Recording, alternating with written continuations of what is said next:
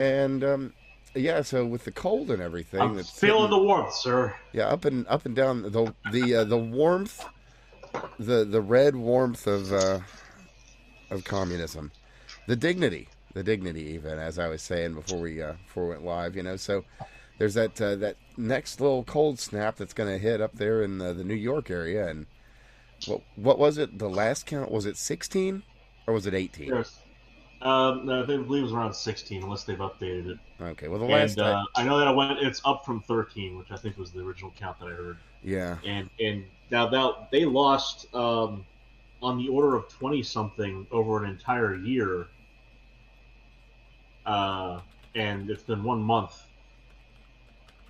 of a little less than a month, right? yeah Of the warmth, the red warmth.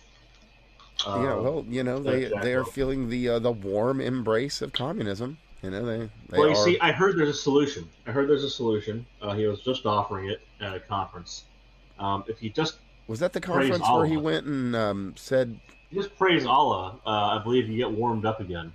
You "Oh, come back to oh, life or oh," the something. one where he said people should embrace the tenets of Islam, taqiyya and such. Yeah, yeah. Oh, The one oh, where okay. the one where he's standing in the city that got all the Islam it ever needed about Mm, 25 years ago. yeah. So not talking about the conference where he went to, go say hi to the guy that stabbed the cop, and No, pat no, him on not the that, shoulder. not that one, Not not that one. that one. Where he once again chose to apologize to the perpetrator's family for Mm. the police doing their fucking job. Oh, yeah. Well, you'll That shit pisses me off.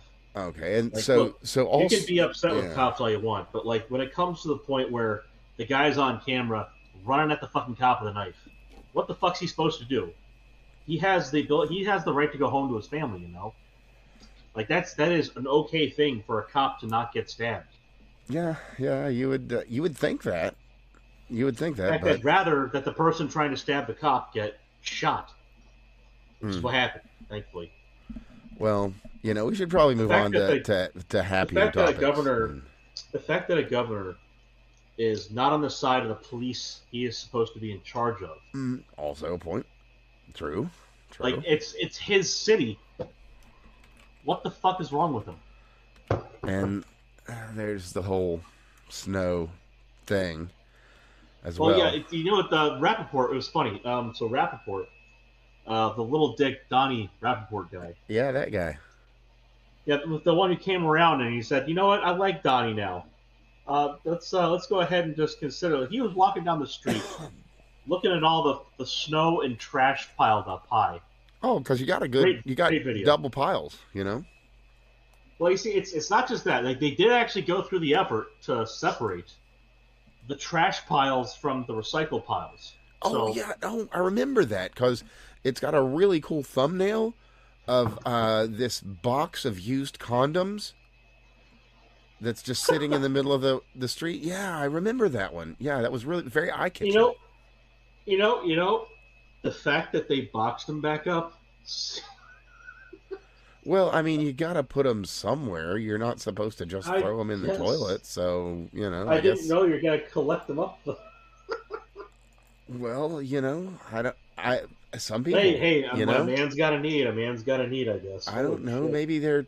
I hope they're not trying to recycle, but I wouldn't put anything past anyone these days. So, I mean, it could have been one of those monkeypox piss orgies. So it could be that we're talking about a large group of responsible gay adults that were having a fun night. It could have been. yeah, it could have It been. also Well, could have been some weird people who saved up a box of used condoms. yeah, could be that too. I mean, It is New York City. it is. It is. It's the city that never sleeps. They say. Yeah, but so anyway, he's walking down the street. He's seeing all the snow there. By the way, you saw the video of the way that they were solving this problem with all the snow. Uh, correct? After everyone complained, Oh yeah, no, where the a fuck is brilliant the snow solution. cleanup? So, yeah, well, they blocked all the cars in and everything, so they've figured out the solution. You take the snow away from the cars and put it back out And into then the what do you do with streets. it? Problem Yeah. solved.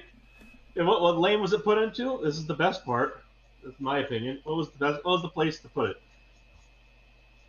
Well, Remember, the free videos mass I've transit. seen is just directly right into the road from where they were. Right, but what the person in the window? What did they say? What lane did they say it was being put in? Oh, do tell.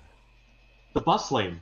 Really? No, I didn't actually catch the that part of the audio. So Yeah, yeah. So what he's doing? He's dumping it right in the bus lane. What was the thing that Mamdani promised to New Yorkers that he already reneged on? you're gonna have to be a lot more specific there, Greg, because Yeah, right. I think I am. So he said we're gonna make buses free, and immediately the bus prices went up. mm, Uh, okay, and because then I they're mean, you could have then they're dumping soda in the bus lane, you really could have which gone any number of directions with that I could have. because they're running out of money already as well. Yeah, they have a 19, not 19. They have a multi-billion-dollar hole. Sorry, $12 billion budget hole. 12 million, whatever it was. Too Yeah. many zeros hole in their budget. And this is the thing is, this was specified as being an issue, as being an issue that they knew was going to come. Uh, Back when Adams was in charge, Eric Adams. They said this is the thing that's going to happen, and what happened? What did they say the solution was? Oh, communism. And how's that working? Well, I believe it's not. predictably, it's working very predictably. I would say. I think that you could you could say history called this one. Yeah. What I'm waiting for is how they're going to produce the 40 million people who are going to starve um, before the next 20 million die in the student revolution. Although the student revolution is happening already. It is. Columbia had its a little protest. Although this time I hear they actually fucking arrested him, which I'm sure is going to piss off Chief Imam of New York, Mr. Mamdani, who Good. again recommends that if the warmth of communism isn't enough for you, the warmth of two towers going down must be your next goal. I still cannot believe he went into that fucking city and he showed up and he said, "You guys should all welcome people the way that they did in Medina." You know what happened when they got welcomed in Medina? You know what they did? They slaughtered everyone. Well, That I was how mean, they thanked them for their hospitality. They slaughtered them. This is what Mr. Dipshit is sitting at a podium saying to them. He's saying, welcome Allah into your hearts the way that they welcomed they welcomed Muhammad into Medina. And again, they welcomed him in, and what did he do? What did he do in Medina? He killed everyone. He killed everyone, or he converted them. You either join us or you get killed. That's the message he is sending, and he is sending it with a big fucking grin on his face and his arms wide open. May as well put a fucking scimitar in his hand. well, we touched on it a bit last week, but it seems that there's. Oh, I don't know if we really got to go into much depth on that at all, actually. But it would appear that there is a well, just to remind, I should say, because we did go into the necessary depth on the topic, because there's not a lot and there's not been anything new. But just as a quick reminder, is that there is a very real non-zero chance that that Zoran It's Mondami non-zero. is Zoran I Epstein. Maybe no guarantees on that. it's non-zero, but I do not hold water on that one It until there's it something better. lines up, but that's all we got. The Yeah, timelines are the dates are correct. there, but like the dates are there. There's the photo of him and his mother, and while he's a baby in her arms. Like that's about the extent of it. Well, there's that, and then the timelines are right for things to have happened. Like I said, the timing is there, and there's the one photo. And yeah, there's the one there's the two or three circumstantials, but Again, though, like that photo, he's the kid in her arms. It's not a photo of them fucking. You know what I mean? right, right. Well, but nonetheless, Like I'm not saying I want to see that photo, but I'm saying until that photo exists, you know. And knowing that guy, he's probably got video of it if it happened. And on that note, we should probably talk about some recent revelations. So, moving on to private islands, in this case, Fortnite Island, where one might find Little Saint Jeff 1 logged in and gaming here and there. So, as we were talking a bit before the show, there's been some recent activity on a Yahoo email that was a Yahoo and a Gmail account, actually, that are directly linked to Epstein and some gaming. As a matter of fact, on Well, the Epic is there? platform. Hold on. Pause. Was there activity on the email accounts, or was there activity on accounts that are linked to those emails? The account's linked to the email, to be Okay, so specific. there was not email account activity then. No, no, it's just the Okay, accounts were initially set up just to with keep it those emails. But yes, really clear and just to keep it precision of language involved here. That's all. no, that's fine because there is actually quite a Okay. lot going on that's Some of my questionable, family we just could say. discovered the jmail.world website. Oh, yeah, also, check it out, jmail.world. It has been I bet it has updated some with the updates. most Yeah. recent emails that tie back to any Epstein related email. So, if you'd like to look that up, do feel free, jmail.world. It is worth perusing. Although you will have to take a shower afterwards. Yeah. But back to Fortnite Island here. So, there's not a lot to really guarantee what's going on. And yes, there is a very interesting photo that's purportedly out of Israel of some bearded No. fella. I can answer that one right now. That is a Gemini photo. You can see the fucking star in the corner. Well, and that's what I was going to say. There's not really anything to tie that to reality. So don't really It's not even expect an much of that. edited photo. It's just fucking made up. Well, that's fair. Now, with that being said, and we'll get back to the gaming But settings look, like because if he's there's more alive, to we should discuss. know about it, right? If he's alive, we should know about it. But this dumb fuck's passing around a photo where the evidence that it is fake is literally in the fucking photo. Let alone the fact that the Hebrew in the background is gibberish. Like it's a fully fucking fabricated photo. Well, anyway, yeah, It's there's like I said, I don't hope that he's alive, but I would hope that if they're gonna pass around evidence he is, it's actual real fucking evidence. If we need to kill this guy, we need to know where he is, and then we can go do it. well, there is the very real possibility that he is alive Sure, there's the in Israel, possibility. maybe, but There's we a don't know. possibility. Maybe Except he hates it Argentina, there, and he who hates the even knows? people there. Uh, He hates Israel, and he hates Bibi. These are not things that are unknown. It's just basic facts. Again, well, to be fair, he loves Ehud Barak he because is. Ehud Barak is a fucking leftoid like him. I mean, to be fair though, Benji is one of the most hateable dudes in the world, so that's understandable. I I mean, mean, hate him or love him doesn't matter. Fact is, in this context, with this specific thing, Epstein hated his guts. Loved Ehud Barak because he was on his side. and there's to expand on that a little bit, there were actually a number of conversations between the two of them.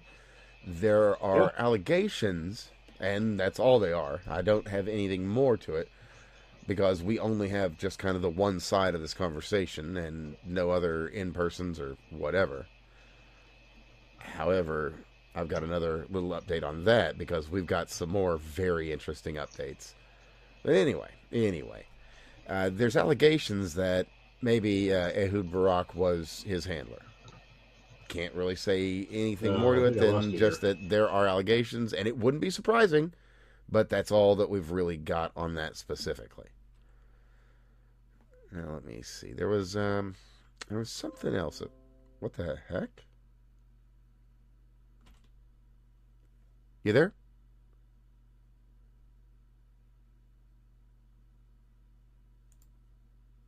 Hey, are you there?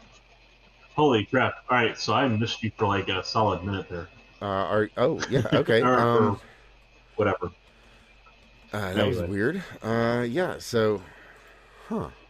Odd. we touched the hot button, and Odyssey had a hiccup. Yeah, that was. Coincidence? Yes. It is funny that the rare occasions that we get onto something that's really happening thing, something odd happens. But let's. I mean, Well, that's definitely a coincidence. yeah, no, I'm sure it is, but that's funny. That is very funny. Yes, I see it in chat. Bat says F and then back. Yeah. Very curious. They're trying Internet to. They're shutting internet us down, hiccups man. happen. They're shutting Internet us hiccups down. happen. Yeah, because we talked about Mum dying. He's calling in his crack Iranian hacker team. Well, anyway. Hey, be regional about your racism. It's Hashish King. I don't know. Maybe he got those Pakistani guys that. Or maybe he got his warriors opium and- warriors. I don't know. I mean, He got his opium warriors to come in. Sorry, that's us. We're the ones guarding that shit over there. Yeah, that's one of the reasons I'm so glad we got our guys out of Afghanistan. What the fuck are we doing? Harvesting and guarding their fucking opium poppies. Fuck Well, that noise. I mean- we can do that here in the U.S. all we want. That's so much better. Well, not really, because then you gotta pay fair wages, and you can't have slave labor doing it and all that. So you That's can't. true. Speaking of slavery, where else is that common over in that area? Where it's like distinctly institutionalized. Besides the fact that it just happened again in Afghanistan, they made slavery a legal institution there. Where else would it be? Like Qatar, UAE, etc. They have institutional slavery, fully legal, fully justified in their context. They also don't count it in their population numbers when they talk about how many citizens they have. So the millions of slaves just kind of fly under the radar, or if they do count them, they just say, "Oh, but they are indentured." These are property; these are not people. That's what they think. Yeah, it'd be. Deal with it I'm over not saying I want the slavery here, but could we at least not count the people that aren't citizens? Maybe that would be. Well, Can we do that? I think the solution is to send all of them not there, because I think that would be cruel. Well, not here do though. think- Also, definitely. Well, I think they should go home. I don't think we should be sending them to slave nations where they would not be counted, but they would also be enslaved. Unless of course, we gave them all like one hand grenade each. Just, Oh, what? And send them Like, to what- France? no, we're making Algerians.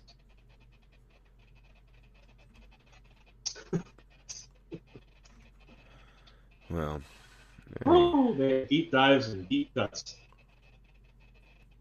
I'm So looking. I think we should let's see. We could probably send like a bunch of them to Aleppo. Just hit the Syrian contingent. No, I think it's the people who cry about. Like, it's amazing. The people who are upset about illegals getting kicked out are the people who would otherwise decry slavery, even though they're benefiting directly from de facto slavery so heavily. That'd be Democrats. And they lost their slaves before, and they're upset that they're losing their slaves again. But we have amendments in their constitution specifically about this topic for a reason. It's because they lost the fucking war. They need to get over it. And then, of course, they go and they deal with countries that love slavery, or they produce countries that love slavery. That'd be like Afghanistan and the ridiculous withdrawal from there. Like next time we go into that region, that heavily armed, we need to go in there on conquest, because at this point, all we're doing is producing worse outcomes. Like we should just go there and own it afterwards. It's ridiculous that we don't. We put in that much resources, that much manpower, that much blood, sweat, tears, and death. Next time, plant a flag.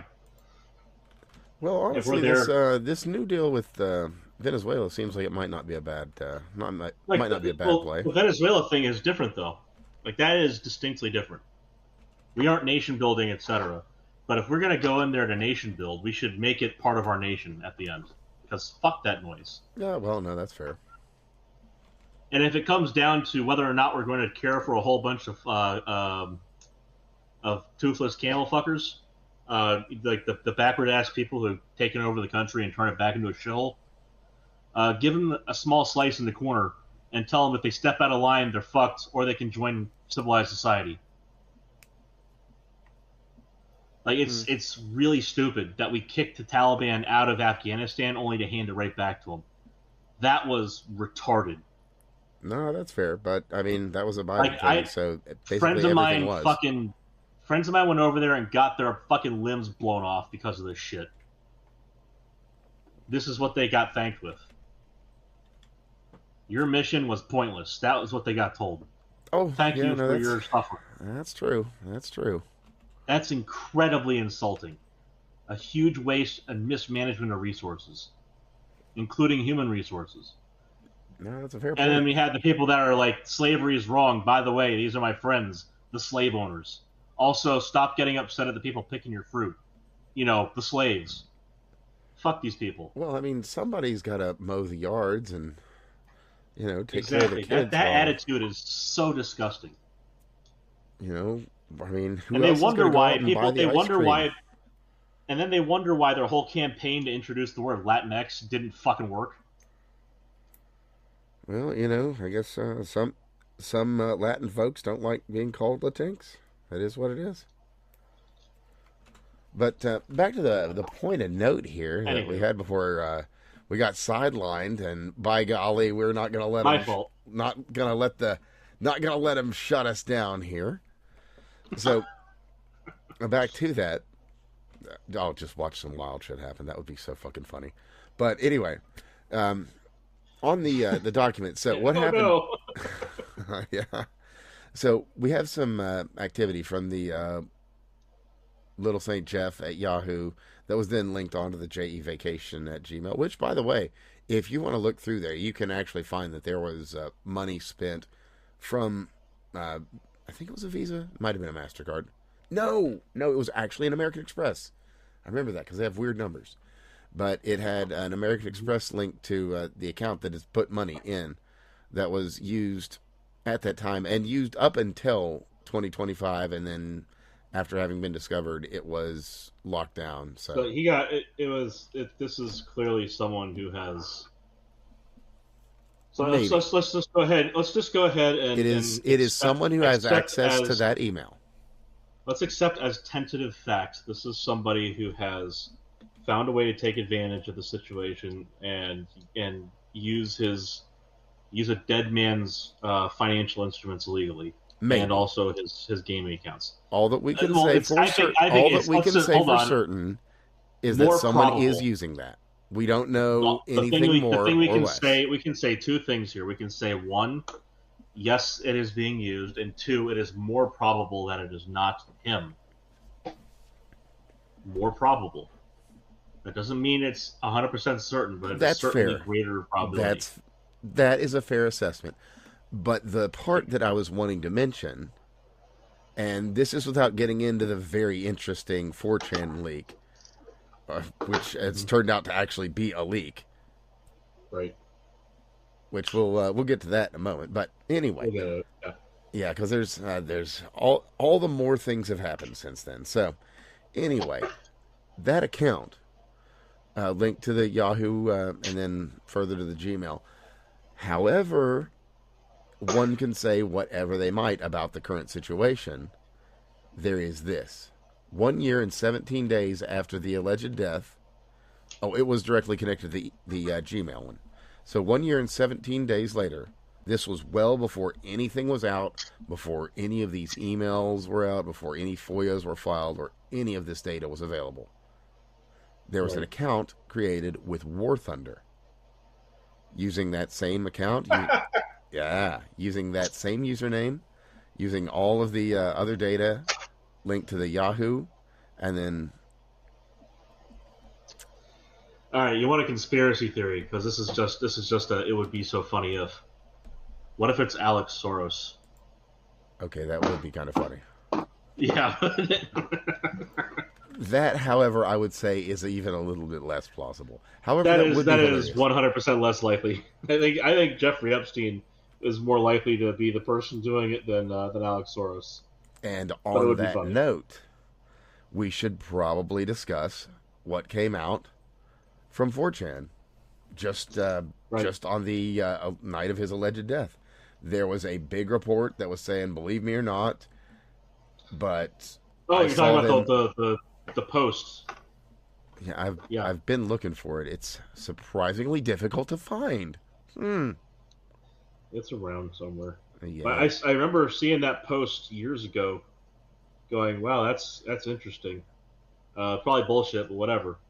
And maybe Here not, we go. I might have it. Let me just double check. because like it does happen. People will hop like for whatever fucking reason they'll hop on a 4chan and they'll say stuff. Perfect. I've got it. Okay, so I'll just read out the post. 8/10/19 as of now this was posted on August 10th, 2019 at Yeah. 2:44. Now And this kind of come up every so often in on poll and so on, poll and B. Every so often someone will post it and go, "Wow, that was kind of weird, huh?" But maybe it had some credence to it. I don't know. It was a well, thing. it would appear that that's the case. So anyway, I'll read off the post itself and then we'll kind of give a little bit more context which has been provided by these files. So, the post here reading, not saying anything after this. Please do not try to dox me, but last night after 04:15 count, they took him medical in a wheelchair, front cuffed, but not one triage nurse says they spoke to him. Next thing we know, a trip van shows up. We do not do releases on the weekends unless a judge orders it. Next thing we know, he's put in a single man cell and hangs himself. Here's the thing. The trip van did not sign in, and we did not record the plate number, and a guy in a green dress military outfit was in the back of the van, according to the tower guy who let him through the gate. You guys, I am shaking right now, but I think they switched him out. Now, the thing about that is, we now know who that person was. And that Oh. person was a security guard who was, in fact, on duty that night at that Shit. jail. Like I said, people will show up on there and they'll say things, and sometimes it's actually a Sometimes thing. it's nothing. Sometimes I'm a time traveler from the year 3000. Right. And sometimes that's not the case at all. Because before I go to the next point, I'd like to mention we've talked around a topic of a man that worked supposedly on an island and saw a Oh man yes, with a Nixon tattoo in between yes, his we shoulders. have talked about that. There's a And great I don't long want post to on that. really go into the details of that because I could invite trouble to the show, and I won't. But it's an easily found story. The Yes, problem with that it's story, several posts. it is. I would say you can, again, easily found, and I'm The problem. going to avoid linking myself any more directly to that than I already have because the person involved has suffered some slings and arrows and has plenty to throw back out. So, make of that what you will. Anyway, that series of posts is also in the files as having been looked into by the FBI. Make of that what you will. So, back to the point. Well, I think that's one of those things where like, Well, why would they as not look said, into make it? of it what you will. There may be something there, there may not.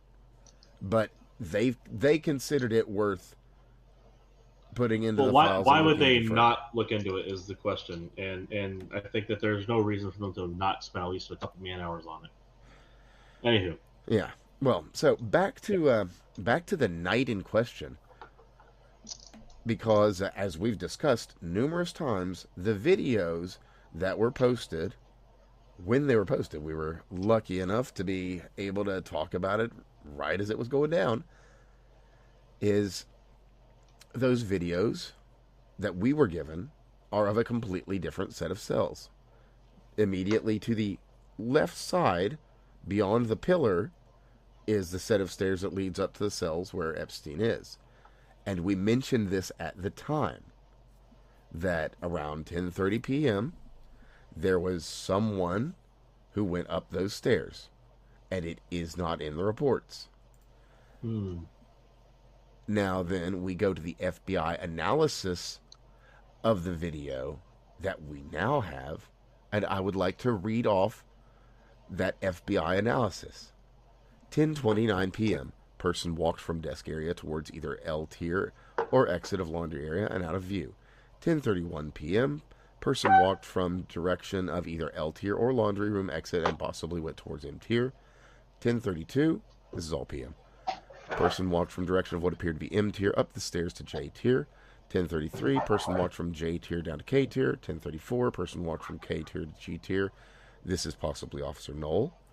10:35. Person, possibly Knoll, walked from G tier to H tier. 10:36. Person, possibly Knoll, walked from H tier to desk area. 10:38.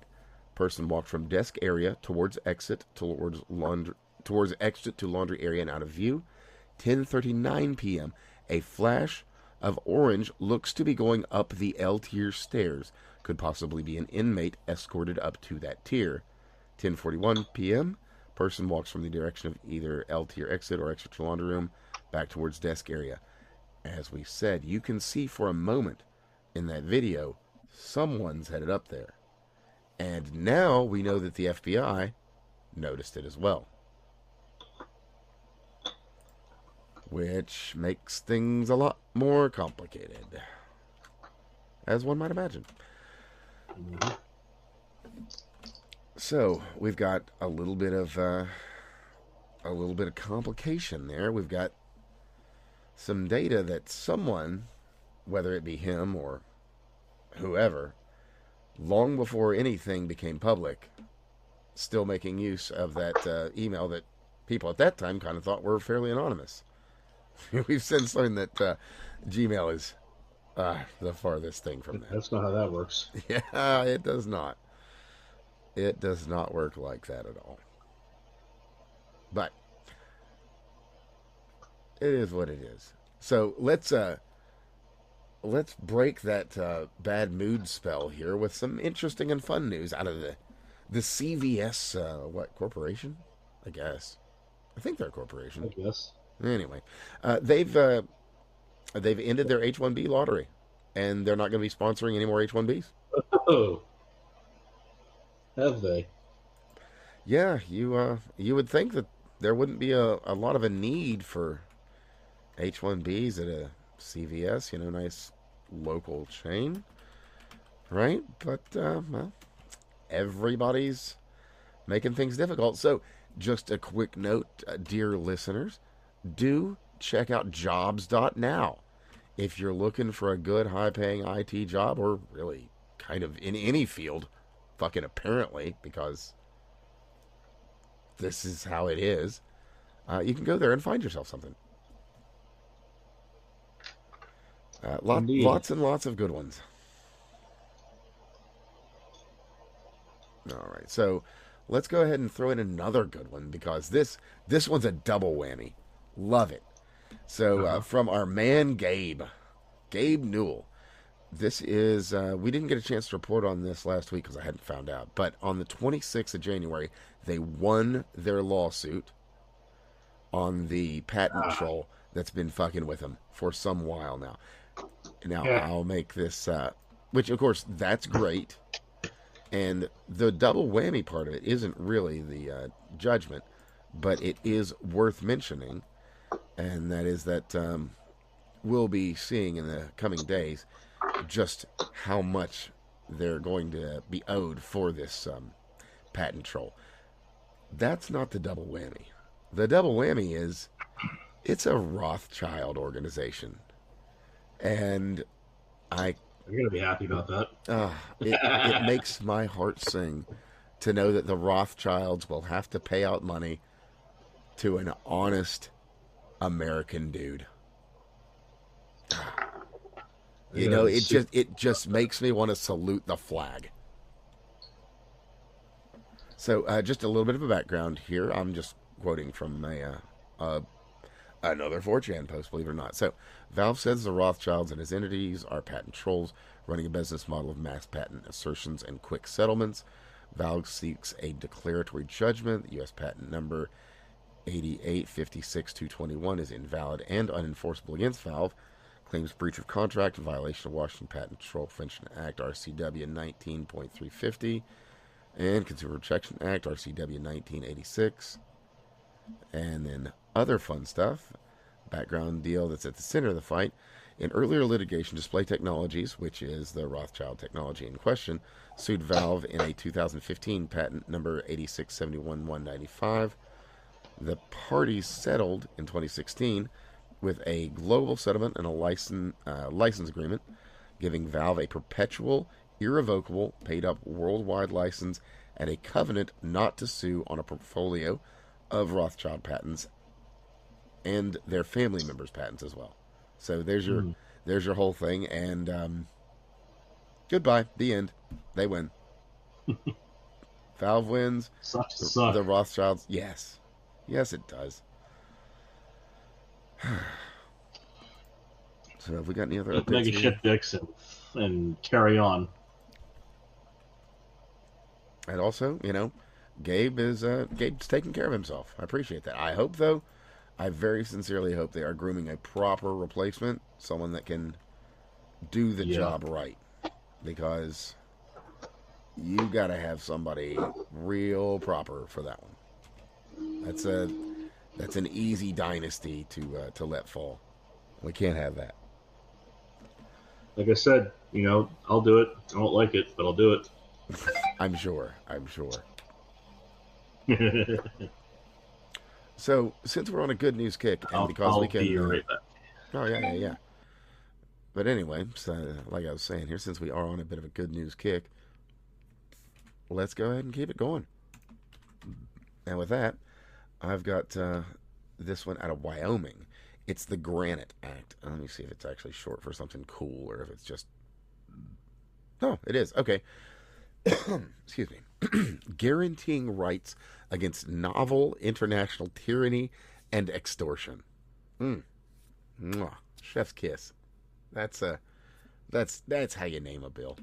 So it's a foreign censorship shield law, as described by Daniel Singh. I guess this is the. Okay, so this is his initial sponsor. So what this will do, foreign governments. Let me read from the bill itself here if it's got it. Okay, we'll just hit the high points here. All right, this is going to provide a private right of action against foreign states that threaten, attempt to enforce, or enforce censorship against Wyoming persons. Damages of $1 million per violation, or 10% of defendants' U.S. revenue. Whichever is greater, with inflation adjustments. Judgment non-recognition. Wyoming courts shall not recognize or enforce foreign censorship judgments. State non-cooperation. Wyoming agencies cannot assist foreign governments in censorship enforcement. Extradition protection. Wyoming will not arrest or surrender persons for speech-based foreign warrants. Server protection covers U.S. persons whose expression originates from servers physically located in Wyoming. Just going over the Granite Act. It's okay. Are you familiar with that one? Nope. Okay, well, just for your edification here, I'll give you the because it's short for something and it's great. Uh-huh. It is the let me get this again here. It is the gay rights and no guaranteeing rights against novel international tyranny and extortion. So this one. Right. Oh yeah, it throws heavy fees against foreign nations that try to do any censorship regimes online against any Wyoming-based companies. Basically, it's like Wyoming's putting out the red carpet saying, "Hey, tech companies, put your servers here and just tell the EU to fuck itself." Which I love it. Good stuff. Very high quality. Very high quality indeed. But moving on beyond that, because there is, man, there is so much good news, so much good news. Unless you work for the Washington Post, in which case Oh, there's yeah, that not happens. so much good news, not Oh, so much at the all. DEI hires have been getting the pink slips. That they have, that they have, They've been getting their DEI payment plans. truly, truly. So there's a lot of folks that are out there looking for work, looking to see if there's Some people, anybody well, hiring. you say people, but they are journalists. Well, Listen, I didn't. You listen. know, they're not necessarily communists, so you know They just need to learn to code. Yes. that would they Yes. could go. They need to I, lure to code. they should. They Learn to should. I mean, code. at a luring center. So basically, about a third of their entire staff, top to bottom, was initially fired, and then of course Damn. now that's been updated to include. Was it wasn't Jeff himself too? I don't think. But I know there's been an update just recently on that. Well, what was fascinating was, obviously, I remember. So the initial story came out, and it's, oh my He God, resigned. Sorry, the they're CEO resigned. But sup- yeah, suppression of speech and all this other shit. Oh, And then you find out that it's like somehow they have 19 or had 19 climate change dedicated journalists. And now you sit there and you think about that for a minute, and you're like, holy shit, there's nothing that happens with climate change. It's a 30-year window, right? But at the same time, I can understand if they wanted to have a climate change beat, how you need like that many people to produce articles on a regular basis. But like that's kind of the thing is climate change is not, it shouldn't be the thing that's relevant. Something like that is not something that would be relevant on a weekly basis. It'll be relevant on a maybe every quarterly basis. You could probably post some sort of article summarizing everything, but there isn't really a beat to talk about climate change on. And that's one of them. And then they had what was it? I think they had the diversity beat get hired and something like that. Oh, what was it? What was it? Some sort of queen. Yeah. But they just need to learn to code. Pissed. That woman was. Really If they learn to pissed. code, they'll be fine. You know, speaking of that specifically, the leering part. It's not leering, it's luring. Sorry, the luring part. You notice what a specific country of 67, sub 70 superstars has learned how to do. Learned how to do. They've learned to code. No. They didn't learn to code. They didn't learn to spell, that's for sure. They learned to accept our money to do something very specific. And it involves how they're going to manage themselves. I don't know what specifically is that. I did not know. They have national ID requirements for voting in Somalia now. Wow. You must have your ID to vote in Somalia, and who is paying for it? Of course. Of course we are. I'm sure we are. Of course we are. We are. And who is still upset about voter ID? We are. Yeah. No. Like who doesn't want it to happen? Who's a hilarious irony? Look, you know as well as I do that there are black individuals who don't know what a computer is. How can we ask them to learn how to vote? I can't believe she fucking tried that shit more than once too. Remember the fantastic spoofs on her? The one black guy did in his apartment, just dancing around the fucking laptop like it was Quest for Fire. That was pretty good. Nah, that was classic. That was pretty good. That was really fucking great. Hochul is a fucking comedy act of a person. I am flat out amazed that the makeup she cakes on daily hasn't like slid off. She must hold that shit up with pins. It's pretty great. It's pretty great. I think it's good to know that at least someone somewhere is watching out for the poor black individuals who don't know what computers are. Just fucking amazing. Like, just the they talk about the racism of low expectations, and you think, oh, well, I should have low expectations of these people. But no, she is committed. She is high effort committed to making sure she is ridiculously racist towards people that she thinks of as lower than her. She is 100% a who would clean your bathrooms kind of racist. I'm sure she is. She was somehow in the fucking Southern government in the fucking Civil War. Like, she is somehow winning her election placement, which is just fucking annoying. Well, on that note, means I've you got have some all the really ammo good in the world. news. If you haven't heard, there's a very good chance that we might actually see a Kamala 2028 run. Dude, I heard about that. I think that is great. It's incredible. I thoroughly support this. I see nothing wrong with this in any way, place possible. You heard it here first, folks. You know what? You know what the best part is? This time she'll go on Joe Rogan, and we'll get that 3-hour interview that will be live and uncut. Oh my god. That would be I cannot wait. Now they're going to test. It's one of those. It wouldn't just be things it wouldn't like just be when magic, somebody fellas. sits there. It wouldn't just be magic. It would be black girl magic. Well, so they're going to test. What is it? I think it's this year. I don't know that. They're definitely going to test this out in polling this year. So if you get a phone call, make sure you register yourself as a Democrat in the phone call. Let them know that you are gung ho. Tell them that you would vote for her at least 3 or 4 times.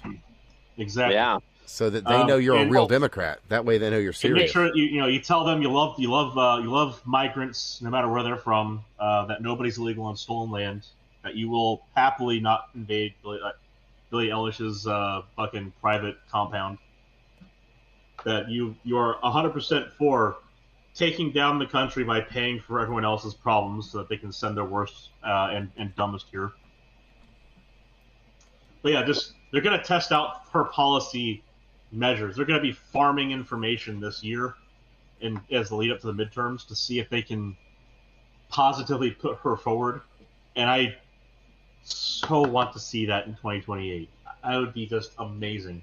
I'd love for them to put forward a competent candidate, to actually make the system better, make the country better. But if they're going to fuck it up for all of us, we may as well be entertained. Yes, indeed. Yes, indeed. I don't know. I am very, very, very excited. So did you guys see the Sean Ryan thing from earlier this week? Which one?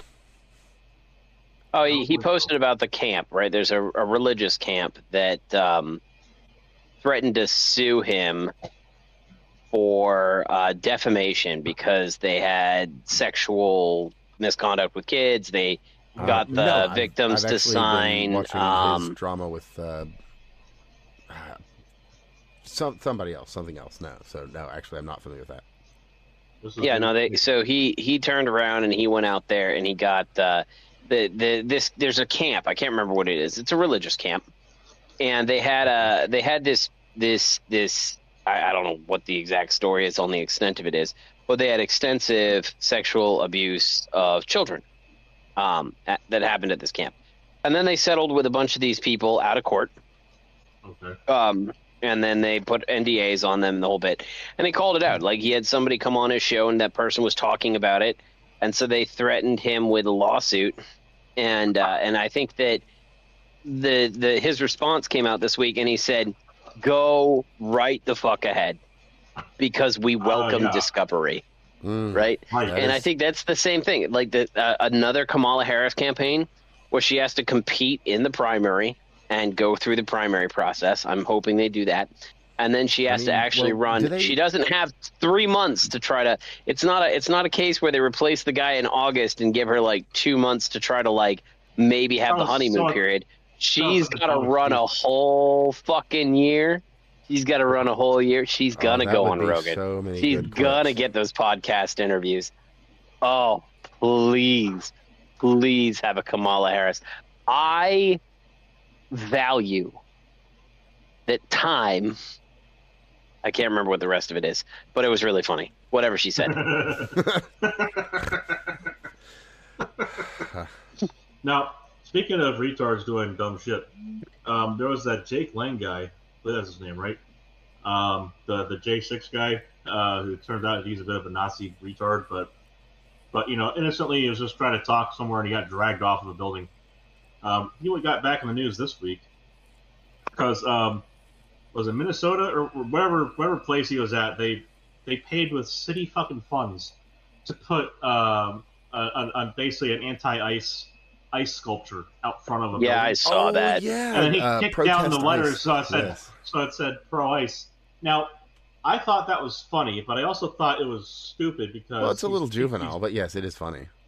So I think it was appropriate that he got fucking basically got his ass arrested for what they said was $6,000 of damage, and like it's ice. Okay, go outside and scoop some. You guys are from the north. Yeah, I thought whatever. I mean, these guys hate ice anyway. What are they even trying to pull this shit on us for? Right. So it's like at that. Like I thought, my opinion was like all I hear from these guys is fuck ice. What do you care about ice? I mean, come on.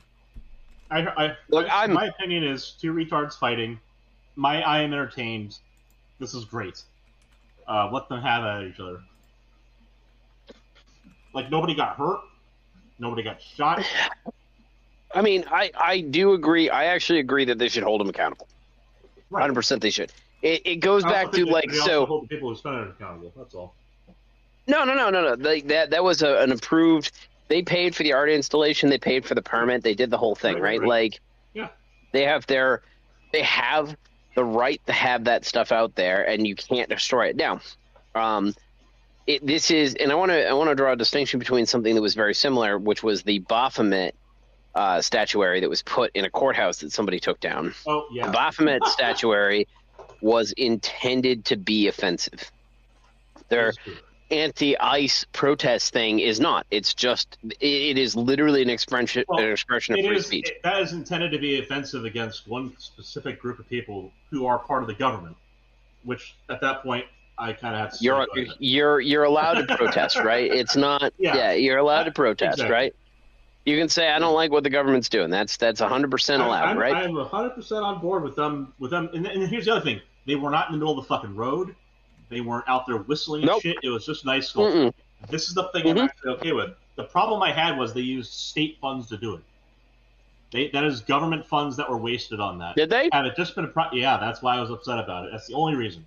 Well, and that's also kind of why they used government funds. That's why they can throw a felony on them, too. If the government funded it, if the government funded a political art project, that's a perfect example of why it is that we need to curb government funding. Yeah, the government should. Yeah. But again, like the fact that it was an art installation, I'm okay with that. The fact that they weren't being like they were being assholes, but they were being the assholes in the right way. That was an American version of being an asshole. That's what. That's perfectly fine. I'm okay with it.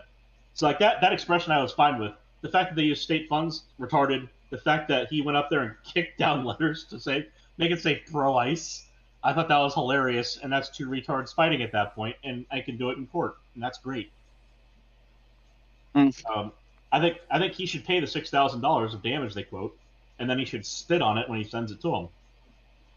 Well, the thing is, they're trying to throw him a felony, which is a much better choice. A much better choice would have been for him to sit there and see that thing, pay the same permit cost, and then sit there and say and just do pay the permit cost for the installation and put the installation in front of that one, and have it be bigger. Yes. Like that would be the way to do it. That is the way I think it should have done. I should have gone. He didn't do it that way. I think that he should pay the $6,000. Now Evan's saying that he's going to catch a felony for this. Yeah, that's what they're throwing one at him. That's retarded. That's someone's being petty. They're being an asshole. They should get that. That should be thrown out and laughed out. $6,000. This is clearly at worst some sort of civil damages, like small claims court kind of stuff. Oh yeah. $6,000. Over $1,000 in damage. Yeah, it's come on. It's an ice sculpture. Ice sculpture. No, you do over $1,000 worth of ice sculptures are expensive, dude. They live around ice. Sorry, go ahead.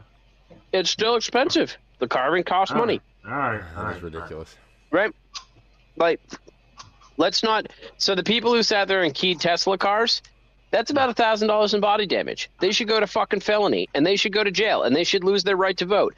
This guy who sits there and destroys their ice sculpture, he should go to jail. It should be a felony. It's over $1,000 worth of damage. Bottom line is, don't fucking do it. All right. Like, don't fucking do it. Consistency is key, right? Like, all right, you explained it. Well, I guess if you're gonna stand on business, you gotta be consistent on that shit, man. You absolutely do, right? Like, we cannot turn around. If we're going to turn around and say, hey, the anti-ICE protesters should be arrested, and they should. That is, I have been advocating that from the beginning. They should be arrested for breaking the fucking law. Guess what? Yeah. That means the anti-ICE protesters should face the full extent of the law.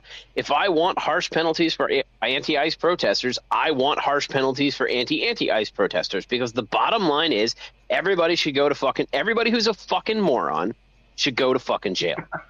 Everyone should go to jail. You should all go to prison, and it solves the problem. It'll keep all of the annoying whistle people off the streets. It'll keep all of the annoying fucking rednecks off the streets. Just all of you fuckers, all in jail.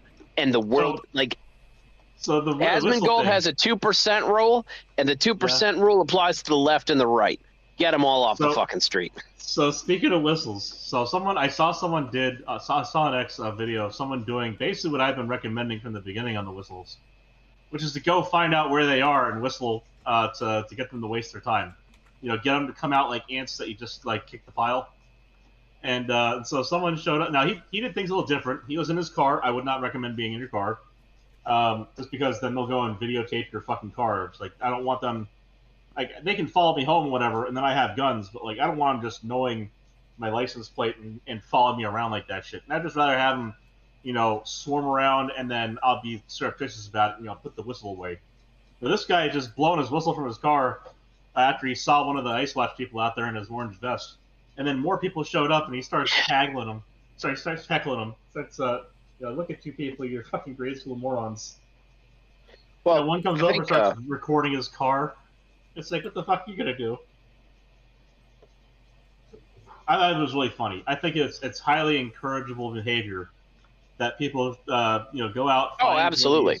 Morons are, blow your whistle to get them to come out in droves, and then mock them to their faces. Call them retards to their faces. Let them know that they are. Or you just, what you should do, right? Like, I think the best thing, right? You got the what is it? Oh, what the hell is that thing called when the ants go march in a circle? Oh, the death spirals, yeah.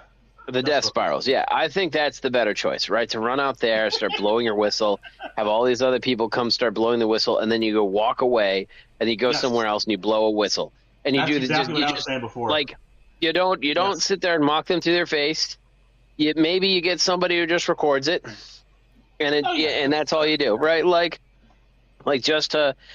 I think one of my favorite videos from this week was somebody posted that an ICE vehicle led a bunch of anti-ICE protesters around a roundabout in a fucking circle, and the rest of the caravan was able to continue on unmolested. Guess like, what? How many times have I said some Looney Tunes bullshit on this, and I've been joking, and then we get some actual Looney Tunes bullshit? Yeah. Like, that was like whichever ICE officer or commander was in the vehicle and says, "Watch this, we're gonna fuck with them." Like, I guarantee you that those officers, that was the best morale boost they had all day long, and everybody else went on.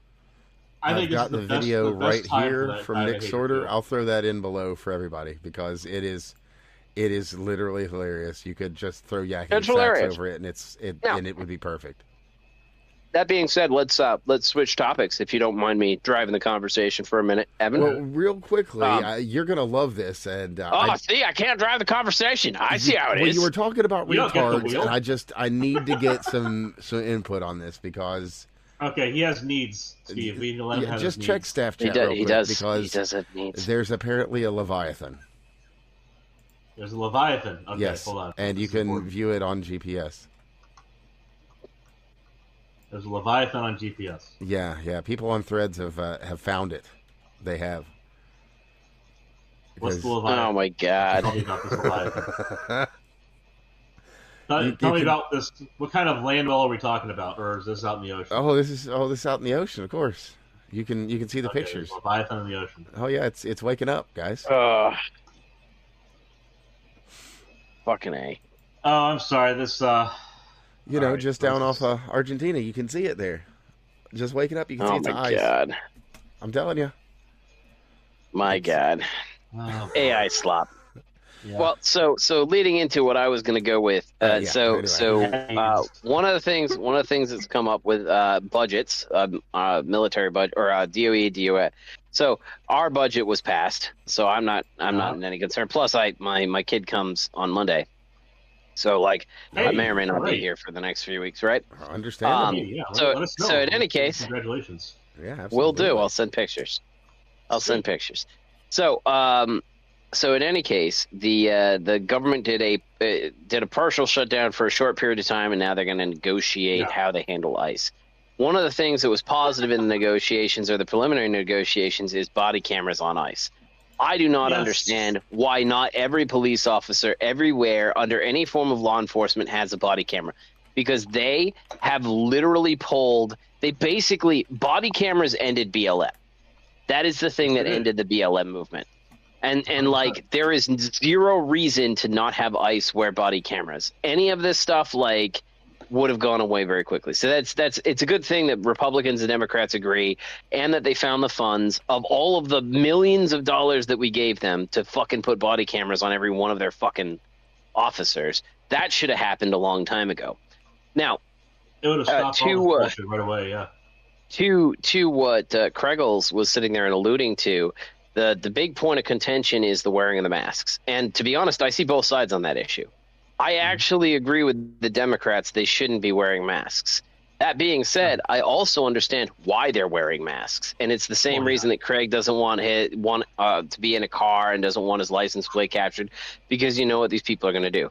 And so my answer, my fellow Americans, is that we need, for the first time in internet history, an anti-doxing law. There needs to be legitimate consequences for releasing personal and private information of any individual without their explicit written authorization. Now, that is absolutely something that should happen. I got a concern. So, phone books. Well, they aren't really a thing anymore. But keep in mind, basically since we've had phones, since we've had a post office in this country, we've had the ability to find people by their address and their name on some sort of recorded format somewhere.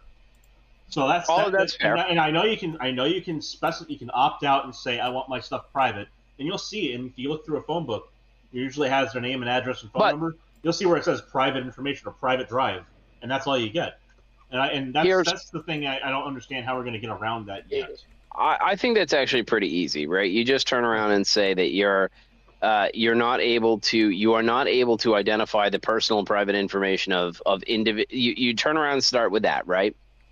And then you throw that out as in response to associated for political events, activism, any of that stuff. Like you put a disclosure saying these kinds of releases aren't allowed, right? Or I guess targeted. I would put it as. You could even just turn around and screw that whole thing, because that'd be too open-ended. You just say targeted, malicious, targeted. I wouldn't even say malicious, right? Targeted releases of personal and private information. Because when you talk about the phone book, that's not a targeted release of personal and private information. True, it is a bulk release. Right, right. But I would throw in like examples of because we actually, from the government perspective, right? I work for the government. I have a clearance. I've got my badge. I'm supposed to hide it every single time I walk around when I'm not at work, right? People aren't supposed to know who I work for, because I could get targeted for various reasons. And we do treat, we have spills, which are like radioactive and all the other stuff, but they also treat the same concept for personal and private information. If personal and private information or program information, we consider that a spill of information. And there are associated responses for that. And so if you turn around and say, hey, any targeted... Like, I don't think sitting there and handing somebody a phone book and saying, hey, there might be an ICE officer in here is a thing. But if you turn around and said, hey, Jim Smith is an ICE officer and he lives at so-and-so place and here's his phone number, guess what? That's a targeted release of personal and private information. And that's an easy way to do it. There might be some stuff with the courts and like how we do it, but like, and you should set up children. We'll have some issues with children to start with, but like that's like calling 911 over and over again as a kid. You had the moron moment for all children, and that's sure. That's and you turn around, but you can also turn around and say, hey, we're going to have ramping penalties, and I do think, I think it should be severe. I do think doxing is a severe. It's like the people on the internet have used this for swattings and harassment and a variety of other things that are like it's a severe problem. Like that, and it needs to be haven't worked for that yet. It needs to be a high crime. Like it needs to be treated as a high crime. So if you decide to release without explicit written authorization the personal and private information of another individual, 5 years in jail. Like non-negotiable, you go to jail. You go straight to jail. No, like the Venezuelans visiting Parks and Rec, you go to jail. That's just the way it is.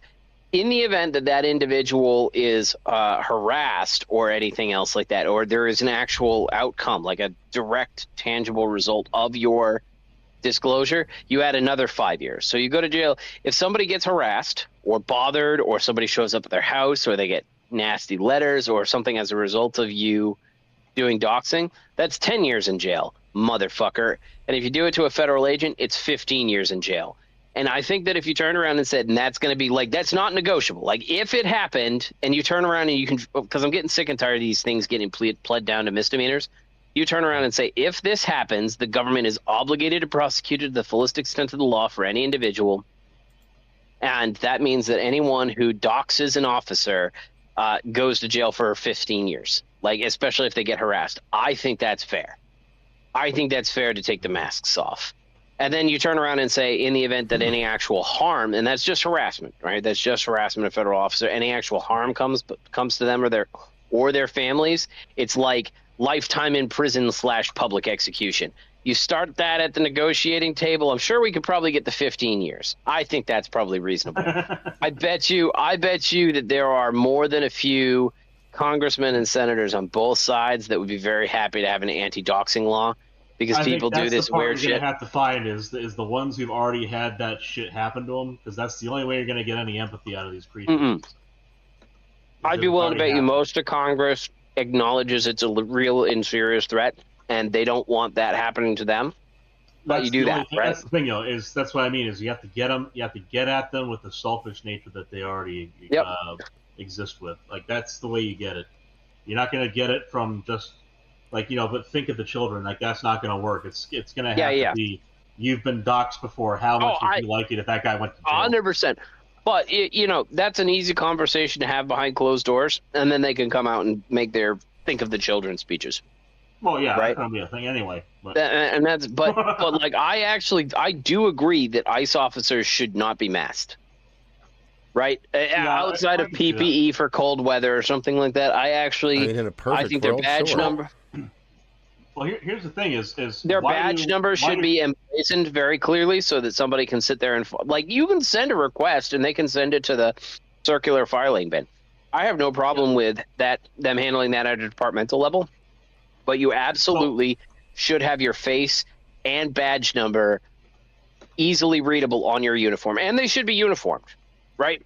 No more plain clothes unless you have an explicit unless you have a judicial warrant authorizing the operation to have plain clothes or undercover.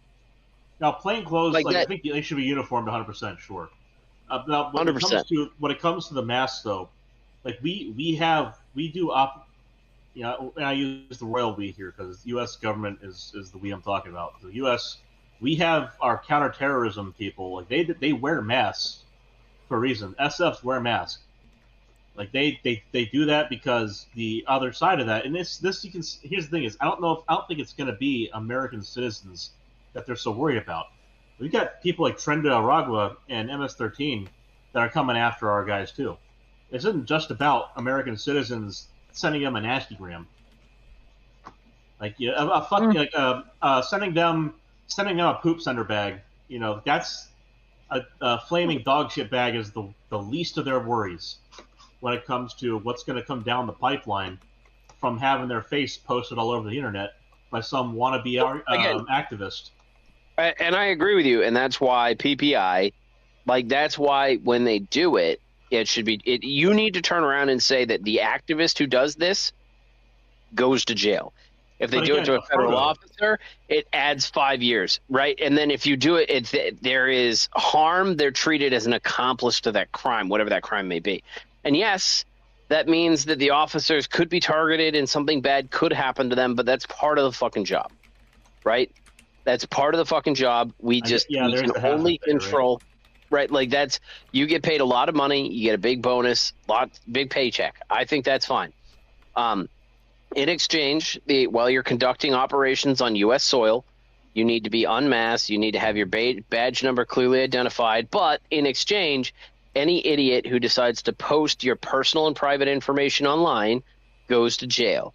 Because it's a federal officer, it comes with everybody should get the benefit of 5 years in jail, right? Like anybody who decides to dock anyone, 5 years in jail. No, I'm dead serious, man. I'm sorry. It was the part where you said the benefit of that tickled me a little. Yeah, everybody gets that. And then federal officers doing their job should get a 5-year rider. So, you decide to sit there and dock, the Krasensteins decide to do little shitty Krasenstein things, 10 years in fucking jail. Seeing one of those two little shits going to prison would be one of those moments, man. And I would even turn around and say, or the government owes whoever got doxed money. They either find the individual and send them to fucking jail, or the government sends them money. It really needs to be a case where you don't get to plead down to a misdemeanor or whatever. It's like a felony. You lose your right.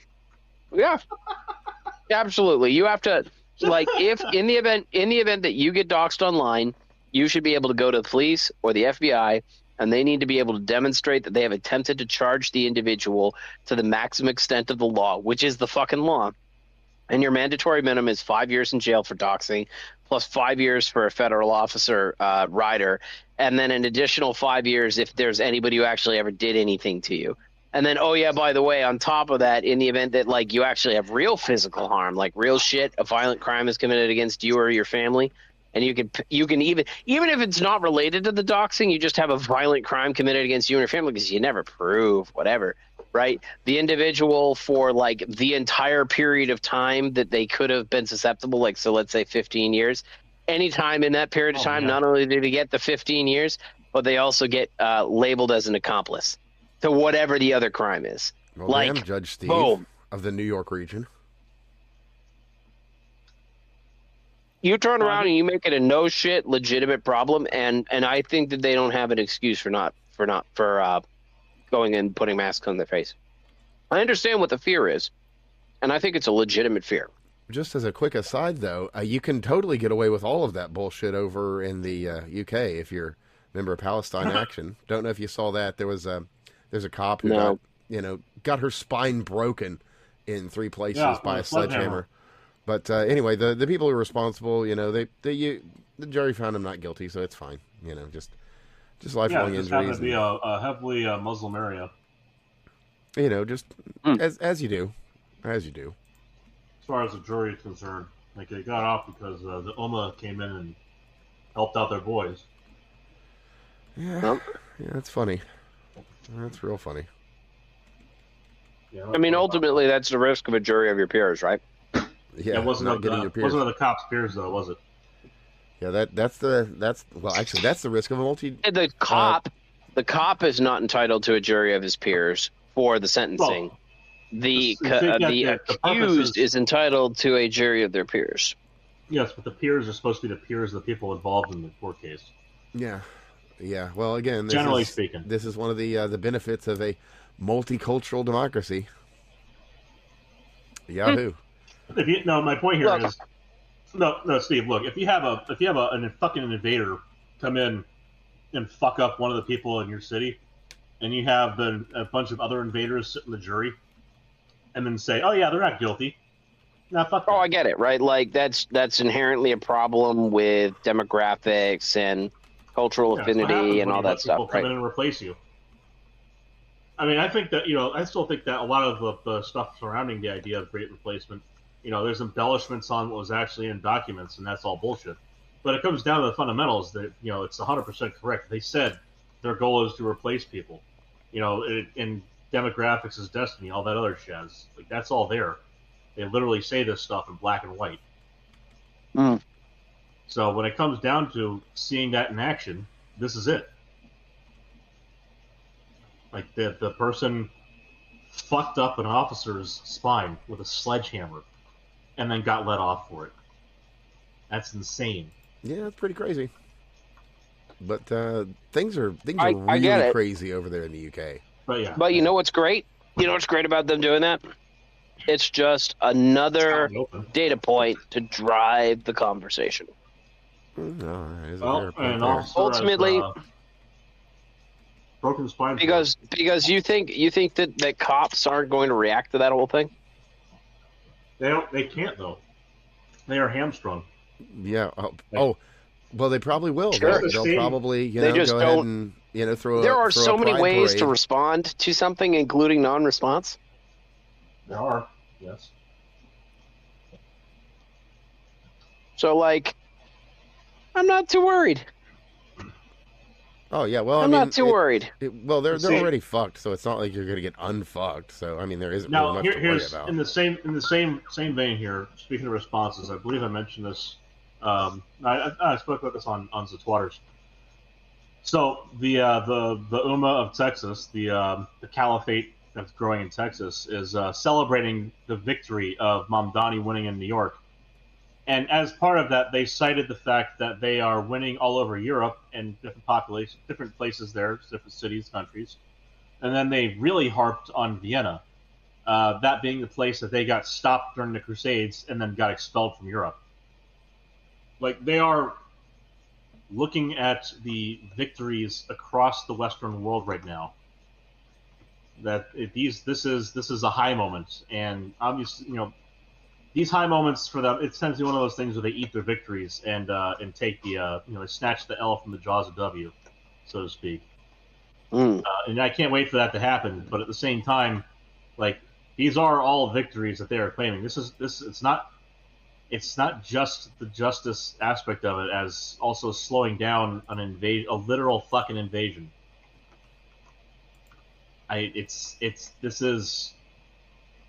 This is an existential threat to not just like the country, but our way of life, kind of thing. I mean, I agree with you. Like, it's unfortunate that we have folks here who are engaged in that stuff. It's the reason to worry about it over there. Is like realistically, I think the reason. So I'll offer that the what was it? Is it Harry Entman who does CNN's polling? I can't remember who does it. I'm terrible. Talking about the guy who gets excited over numbers. Yeah. Or, he he's goons good. over some of these numbers. Yeah, he is. He's actually very good. But he, so right after Pretty's death, or I guess about a week after Pretty's death, when they got the numbers for the numbers went up. Yeah, and it turns out that he did a really great walkthrough. He said back in 2016, the number of people who believed that all illegal immigrants should be removed from the country was about 36%. Right? Yeah, that number's not great. There's not been a bad. little bit of movement on that. Now it's about 60%. I think it's like 57 is probably more accurate to the average, but that's still like it's still a huge fucking increase. Like a 50% increase in any polling figure, especially with the polarization that comes from Trump being Trump, right? Like you're talking about huge. It highlights the problem, and so. The fact that there's motion against the resentment of the guy who's in office is pretty significant. Right. Like basically the Dems came in and we have had a really thorough evaluation, and the answer is we don't want fucking illegal immigrants here. It's really fucking clear. It's not even. It's not. With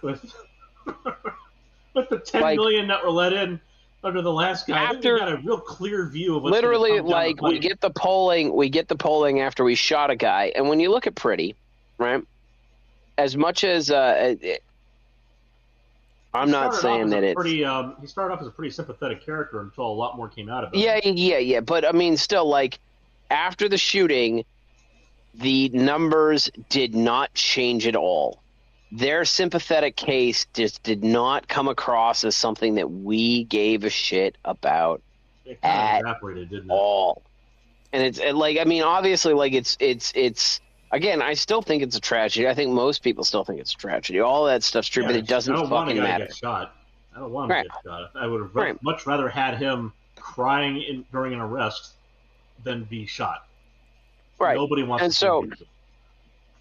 Yeah, it's so you say, hard hey, to come back from that. Why is it that how is it that we went from 36% support for deport all of the illegal immigrants to 60% and holding, despite the fact that 2 Americans got shot and every newspaper ran their bleeding heart liberal stories?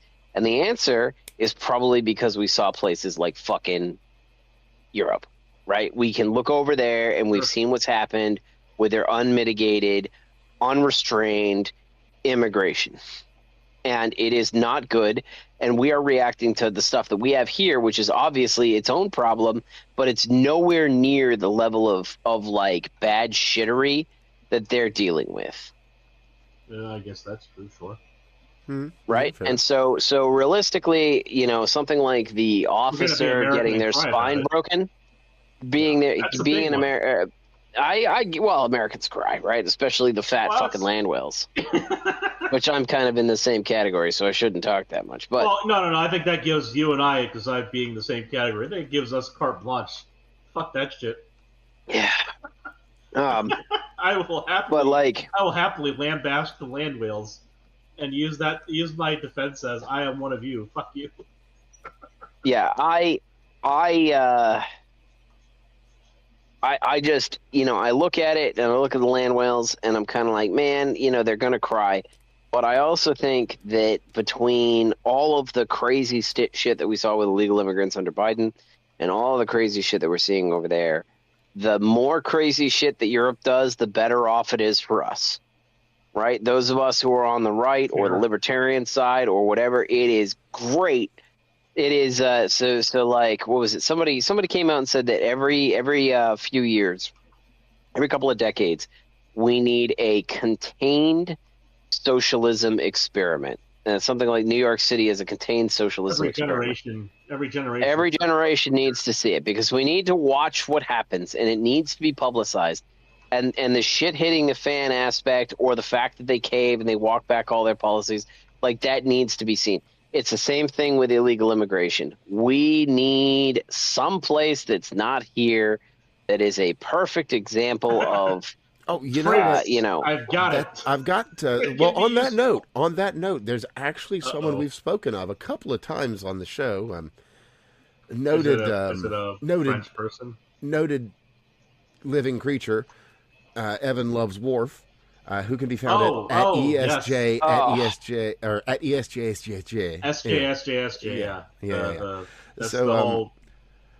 So I've got a wonderful update on a crowdfunding campaign that was run by Flesh Simulator, and the goal was hit. Advertising. Well, Flesh Simulator is a good account to follow. Just talks about some of the absurdities of the world of today. But anyway, the crowdfunding goal was hit. Thank you for reminding me. I put my phone in too. But the goal, of course, of the crowdfunding campaign is a 10-day trip. Oh, it's not a 10-day trip to Somalia.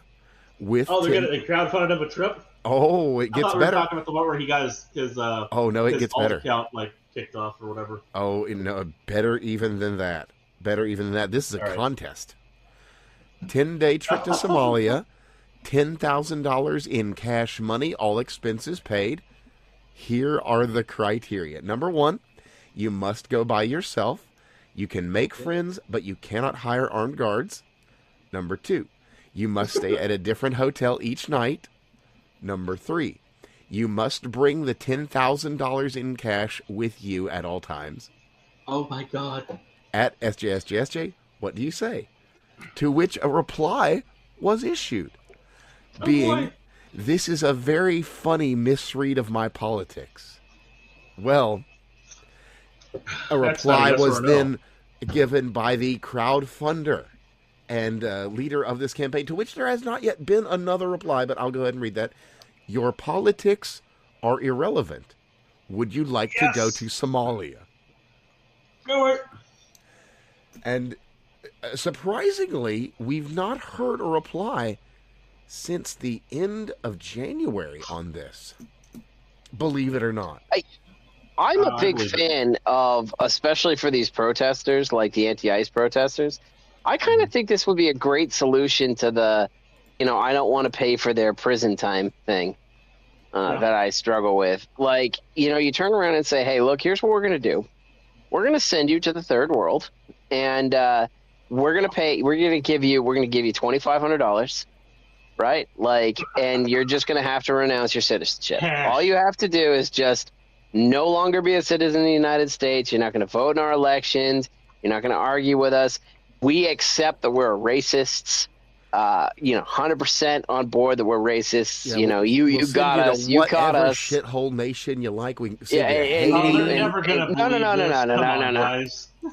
You're going too far with the we accept we're racist. They're never gonna believe No, it. oh no, I would accept that we're racist. Like yep, you're right, we're racist. So I'm okay with it. win. I'm okay with it as long as you're okay with going wherever it is. You just have to renounce your citizenship to the United States. I would even sit there and accept that Trump runs on a campaign to call us the racist states of America. Like, I think that would be great. And all we have to do is all these lefties who really take issue with it, we can put a sign out front that they says, go over to no like debt Uganda anyway. or wherever's convenient. Yeah. Oh, yeah. I mean, well, Haiti's not far. No, because we're gonna renounce their citizenship and they can't come back for a certain period of time. Well, but I mean, don't I want saw that. that all the celebrities were telling me that Haiti's a really nice place, though. So on that note, the fact that they are all now saying that Haiti is a death sentence. A death sentence, Fucking but I've been vacation replying there. to these same people. I've been replying to these same people saying, I'm so glad that these celebrities have convinced me that it is in fact a wonderful paradise and not a shithole. How bad it would be if such a shithole was a death sentence. right? I mean, it's simple, simple math. A straightforward logic, isn't it? You'd think. Well, that's why I made my my reply the way I made it. It's, they don't operate on logic, so you have to cater it to them. Know your audience, right? Oh, and just as a quick by the by, on the topic we were discussing earlier, I didn't mention the specifics to find that thread. It is Story Time with a Dead Man. If you look that up, you'll find a story of a man with a Nixon tattoo wearing a bull mask. Yeah.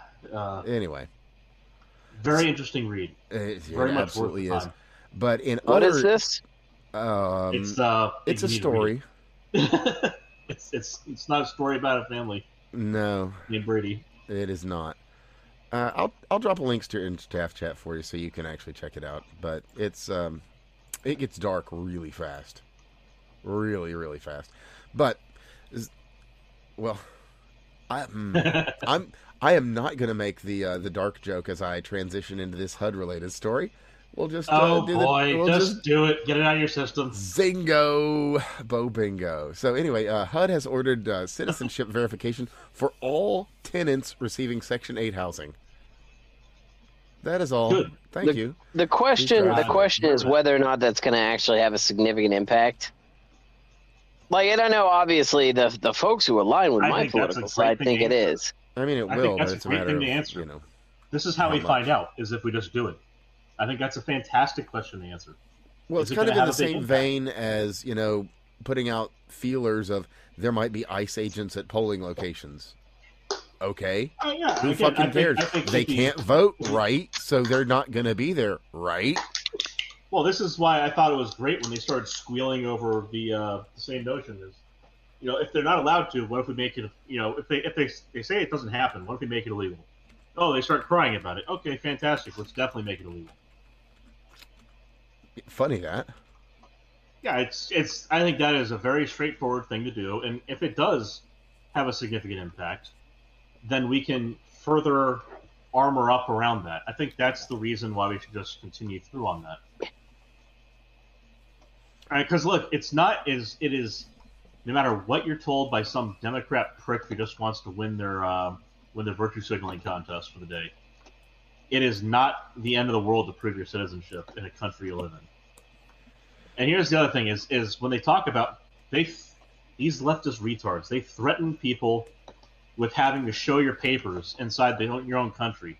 Like, look, motherfucker, the first 100 miles within any border, if you're within 100 miles of a border, international border in the United States, you are subject already to that Fourth Amendment violation, no matter what. And the SCOTUS has upheld this multiple times. So it's an ongoing Fourth Amendment issue, and I totally get it because I'm on board with that as an issue. Yeah, I mean, at the same time, there's a fair argument to be made there. Yeah, there's a fair argument. There's an issue with it on the Fourth Amendment grounds. But at the same time, we have the absolute right, the absolute authority in this country to determine who is legally here, period.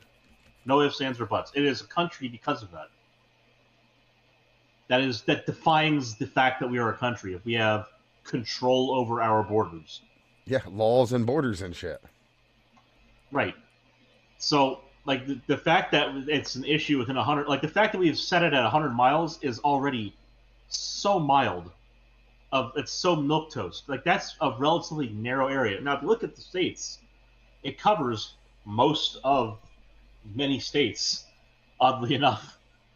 Just happens there's a lot of international borders around, but everything that's happening, say, up in Minnesota, is all happening within this border zone. The air quotes from SCOTUS border zones. Yeah, definitely. So, like, they are the federal government is well within its rights to surround Minneapolis, lock it off, and go inside and look at every single fucking person. They should just checkpoint every road in and out. That's within their rights. I think it'd be a massive waste of resources, but I think it would definitely set the precedent and the point. Like, it would distinctly prove the point. Like, the fact that they've gone in there in just Minnesota and found tens of thousands of people to kick out, it's not like they found more people and kicked out more people in Texas and Florida on a per capita basis without any of these issues. Without any of these issues.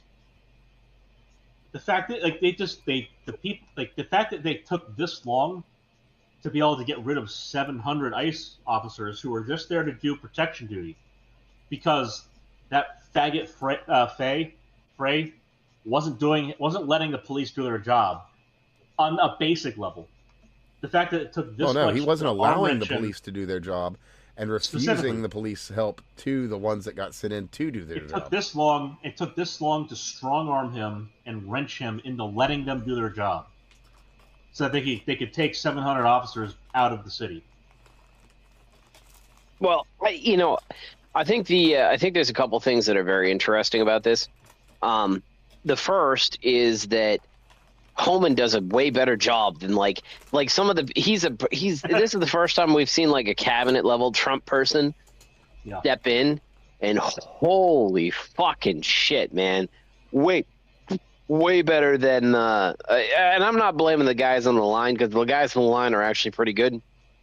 I think my favorite so far is the black guy that turned to somebody and is like, "Are you a man?" Like, that's my favorite video of the week, I think, so far. Excellent exchange. Like, and then he just like, he looked at it, and the funny part was, like, you're watching it and it's like those memes where you got all the math equations kicking around on like the face of the guy, and you watch him and he's staring, he's trying to figure it out, and this guy's yelling at him, and he just doesn't even care about what he's being yelled at about, and he's just like, "Are you a fucking man?" Like that's his principal concern. That was great, right? Now, I've seen numerous. Dems have decided that it is now okay to start calling black people N-word again.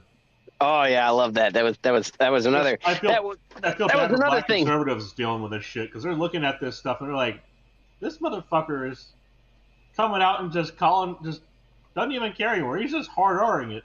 What the fuck happened? I like it. I think that's I don't know. I thought that was a great video. But like the guys on the line, they have a really hard job and they're doing the best they can. And I'm not saying they don't make mistakes, but like they're doing a good job. But some of the leadership, like Kristi Noem, is a fucking retard. No, but let's pause for a second on the mistakes aspect, because that's been looked at and compared to Obozo himself, Chief Deporter Obozo. Yeah, Deporter in chief. There's that great infographic that went out where he had like 4 Americans accidentally deported, and Trump has had 0, and he out of all those that were looked into, like 55 or so were mistakenly arrested with Obozo, and like 14 with, or no, it's a lot fewer than that with Trump. And then look at the rate. No, I thought 170. I thought 170 were. Maybe it was that. No, but if you look at the rate of it, for Obama it was .002 whatever the fuck it was, 226 or something. Yeah. And then Trump it was .00. It was like a sixth of it, or no, a third of it. Well, what I love, I think my favorite statistic is the what is it? The percentage of aliens that they're going after with charges, not convictions. Right? Convictions is 40%, but charges is like 70%. Yeah. And it's like, I'm not saying anything about the 30% who aren't charged, other than like this is like, why is it that we have 30% who are uncharged? Well, the answer is we're going after 70% who are charged, and they happen to get swept up in the net because this is the problem with non-integration.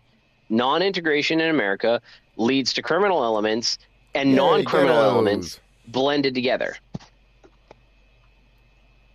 Everyone loves ghettos. But I think that's my favorite statistic so far. That's my favorite one. That one is the about this shit, man. Yeah, like in the ghetto. They can. I think that one's my favorite statistic, but like ICE has done a great job. It's just I think the big problem the biggest problem in the Trump administration is Trump, right? Well, that's always going to be the case, I think. Which honestly, if Trump is always the worst part of the Trump admin, that's kind of what we voted for. I mean, yeah. I get that. So here's the thing, right? That's not if you look at the Trump admin this time around, right? You're looking at them this time around. I think that the Trump admin did a great job in bringing in different disparate elements with their own base. For instance, Tulsi Gabbard. Sure, yeah. She didn't have enough of a base to win, but she did hold a base. She does have a base. There's probably 10 to 15% of the population of America who just likes Tulsi Gabbard. I think the biggest base is probably RFK Jr.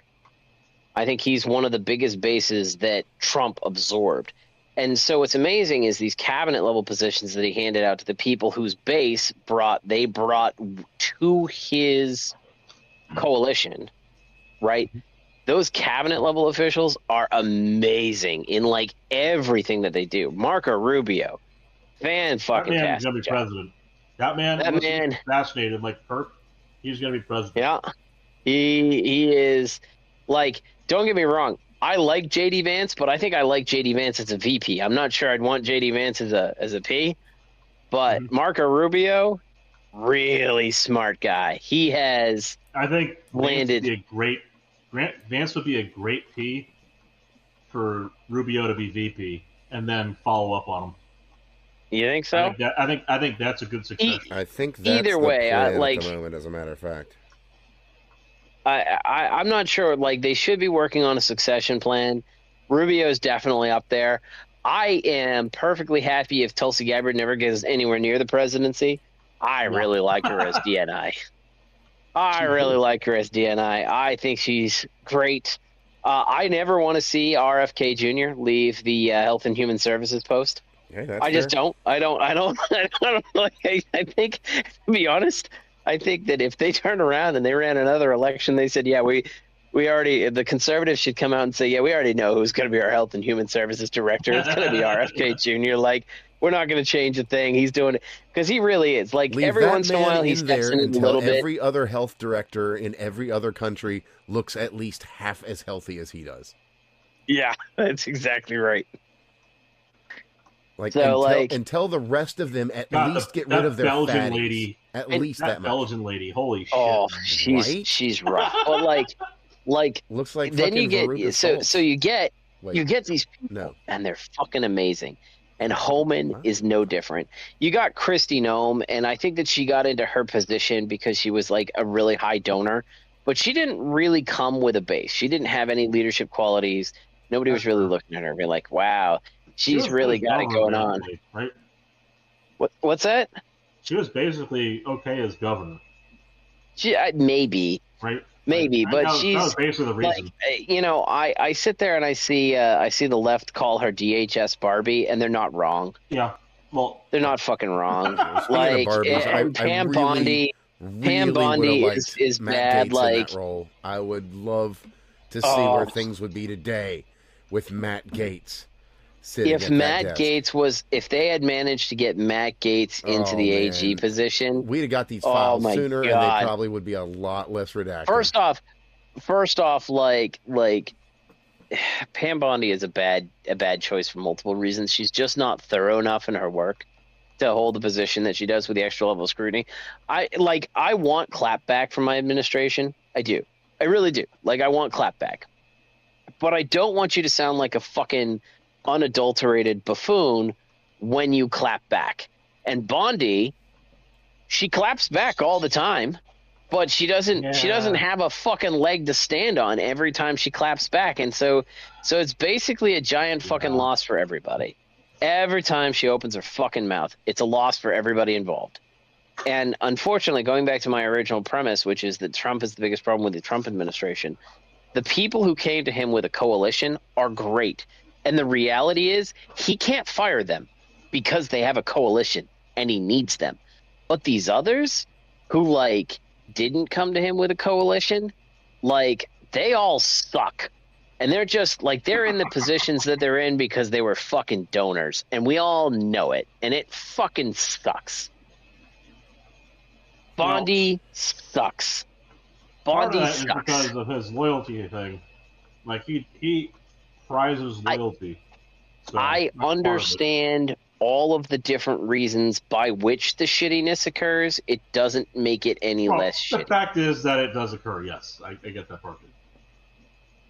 It doesn't matter. It doesn't matter why it occurs. What matters is it sucks for everybody involved. Oh, speaking of things that suck And for everybody involved, Kristi Noem, but you can see people like Homan. You can see people like Homan. They walk in and they get shit done, and it is fucking scary. Like, Homan arrived on Monday, and by Wednesday we had videos of Minneapolis and Minnesota State Police arresting protesters. Yeah. What the fuck? I want to know what happened at that conversation. I really, really, really want to know what happened at that conversation. The next part was, we're investigating you next, but we're going to go after my guess is that conversation.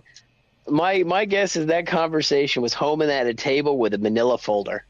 And then when Frey spoke up, he pulled out a second manila folder. And that is probably about how that conversation began and ended. Because you do not get people to get a turnabout because you were nice to them. You only get that when you have leverage. Like, that was very clearly a leverage discussion. And it was because it would have been if we had turned around and said, hey, this is going to be a negotiations discussion, it would have been 2 weeks, 3 weeks before we saw any changes. It was 2 days. Yeah.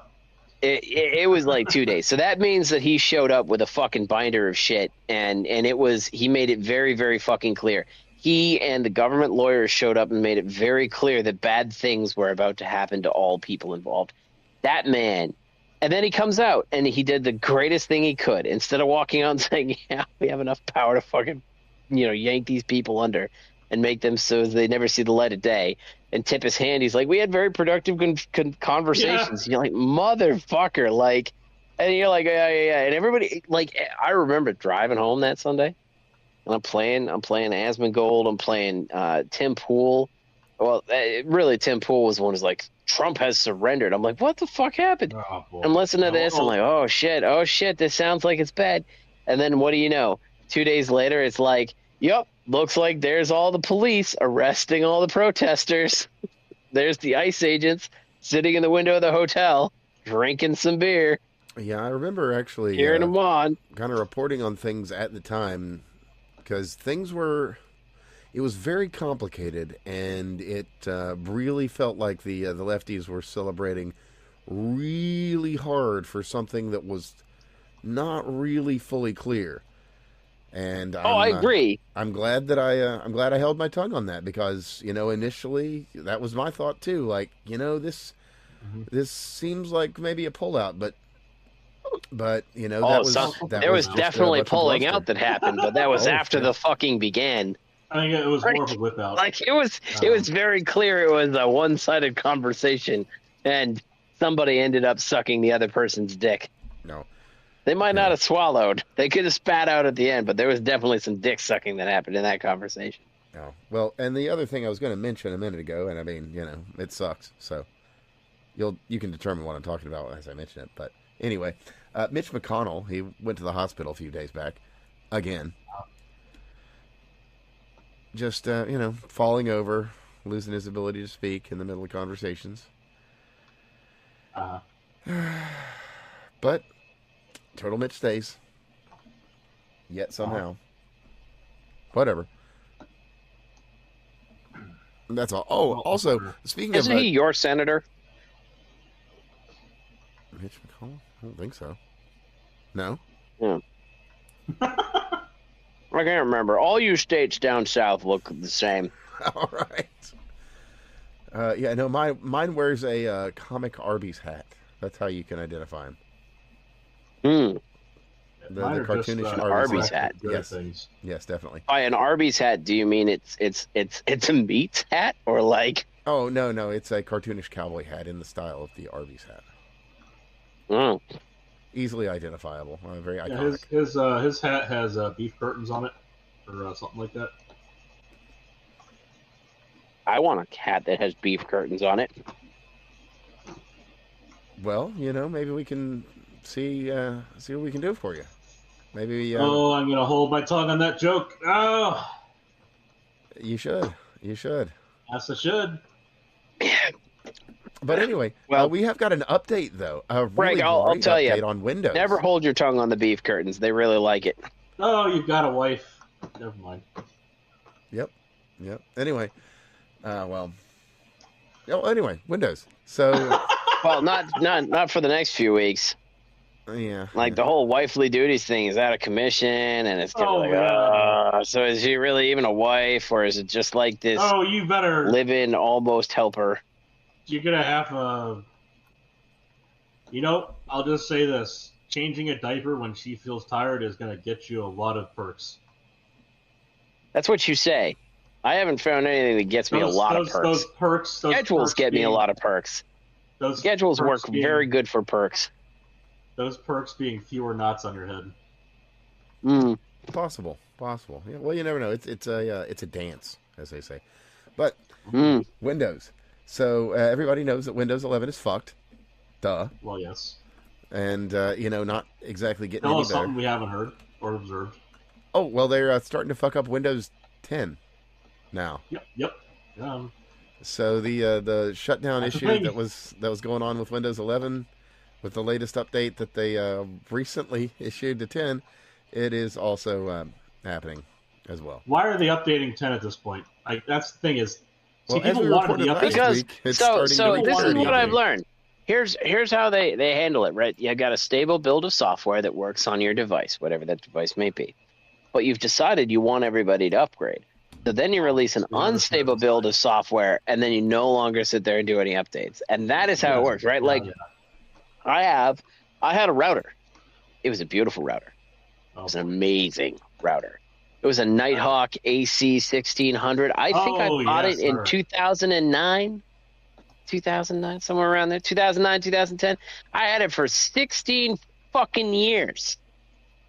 And then I logged in and it said, hey, there's a firmware update. And I said, yeah, I should do that. Yeah. And I sat there, the thought in the back of my head said, hey, you know what? You probably shouldn't. It's fucking working. Don't touch it. But the engineer in me said, but I can make it better. I can make it better. And it did not. And now I have a new router. And I am very sad because the router that I didn't have to pay any money for was replaced by a router that I did have to pay money for. And this happens too with cell phones. You see this all the time with cell phones. I think Apple actually got sued for it. They did. Where all of a sudden, because they were right.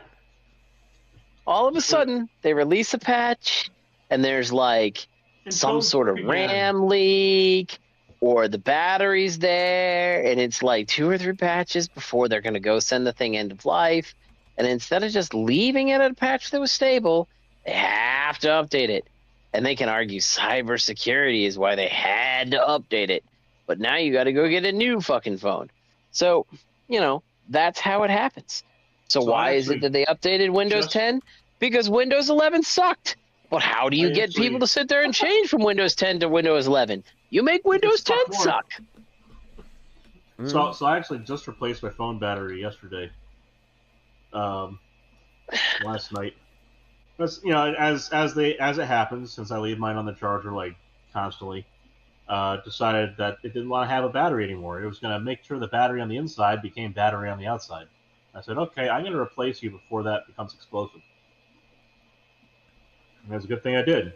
So I dispatched that battery, and it was very much unhappy. Oh, I had that happen with my last phone. Yeah, it happens, and I lamented that it's on the X as you do. I lamented that I had to deal with this shit, and that it's not simple to replace a battery in the modern phone, where it used to be. It was so much easier. You just popped it out and popped another one on. Toot sweet, and you're done. It wasn't that terribly difficult, but what I found this is something now stuff beyond what I posted. What I found was they had cables between the main board and the subboard at the bottom that went around the battery that you had to detach before you could pull the battery out and put it back. Why not put the cables on the other side of the battery bay? It's so trivial. It's to the point where it's in the way shit just to be annoying. So your phone's Chinese, not German, basically. Well, I have a Samsung, so it's not really Chinese either. Oh, okay. Well, fair then. Korean. Oh yeah, it was one of those design decisions where they never plan on having the battery changed, and you can tell. And it's I don't have this one issue. of the had I let the bulging battery continue with its fuckery until it caused a real problem, it would have taken out, just from the act of bulging out and popping the plate off, it would have taken out 3 main cables and a fucking 5G antenna. 3 cables transmit stuff between the top board and the bottom board, and the 5G antenna which wings around a corner of it. Yeah, I don't just have. Looking at this design decision, this is a design decision of people that think that a battery will never fail before you turn in your phone and get another phone. Yep. Which on a 2-year leasing schedule kind of thing is probably not entirely wrong. But if you're planning on having your phone longer than 18 months, come the fuck on, guys. This is basic shit. Why is it that the battery is compressed by wires? Yeah, Stupid. some people Right. don't design with any thought to Retard ran over. anything. Oh, no. I actually agree. That's one of the reasons why I got the phone that I did. The last one I had was built with serviceability in mind. This one is built serviceable, but some things are glued. But you get a new backing pad for it, glue it on, and Exactly. That's it. So it's like you buy the battery and the I, backing pad, and I still have that's to it. I still have to scrape the adhesive and replace. So when I buy batteries for phones now, I buy the battery and the replacement backplate because I don't feel like having to apply the adhesive to the thing myself. Even though the replacement backplate I got came with a replacement adhesive with it that's on a piece of plastic, so you can apply it yourself. And it's like, okay, that's annoying. But then I found out the microfiber cloth had slid under the plastic on the adhesive already on the backplate. So like, I might have to replace the adhesive anyway. If I'm going to do that, I'll just use the original backplate. No, yeah, And that'll sure. be, because I still have to go in there and I got to slap it back together. And I figured future Craig's going to be annoyed, but future Craig can handle it. Because I don't want to submerge my phone with the adhesive not replaced because I did that before, and that's why I have this phone. Super intelligent move. I mean, I actually managed to dry that phone out and get it back to functional order, and now it works like as a backup phone. No. And But I'm speaking sure of that battery is probably toast too. on the on the term underwater, we should probably just real quickly mention something here. Uh huh. Elijah Schaefer, definitely Oh, underwater. Um, dumbass, fucking so weirdo. he's got some real problems, and he doesn't seem to be handling them well. It appears No, that he's had he's a some. moron. He's more than a moron. He's Well, yeah, maybe a bit of an egomaniac, but I'm not going to say a whole and a lot bit of a on it monster. until it's all come out. But it does appear that his wife has left him and divorced him, and he was handling it incredibly poorly, and seems like he might be attempting to not handle it as badly, which does Who's not. this? Elijah Schaefer. He was a guy on The Blaze for a little while. Yeah, He's noted homosex guy. yeah, he's a wild dude. He's kind of a wannabe Steven Crowder. He's more like a Mm. wannabe Nick Fuentes these days. Yeah, But, but a little bit. Well, yeah, he wanted to be Crowder, and it didn't work. yeah, pretty much. That's a pretty good long and short on it. But yeah, he his wife files for divorce. He files for divorce against her so that he can say, "Oh no, I Yeah, he has a did." legal fund up on GoFundMe Yeah, or and whatever. everything's just very odd, and he's being really weird and very effeminate about the whole thing. So let's just hope that he follows, believe it or not, the sage advice of Milo Yiannopoulos.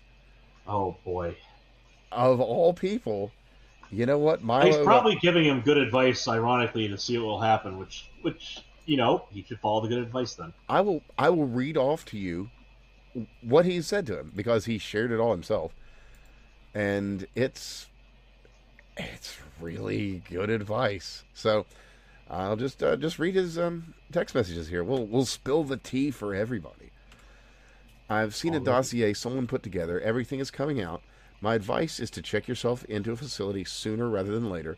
There may be a life for you after this, but it's going to depend on being totally honest about all the details, and it's going to require sympathy.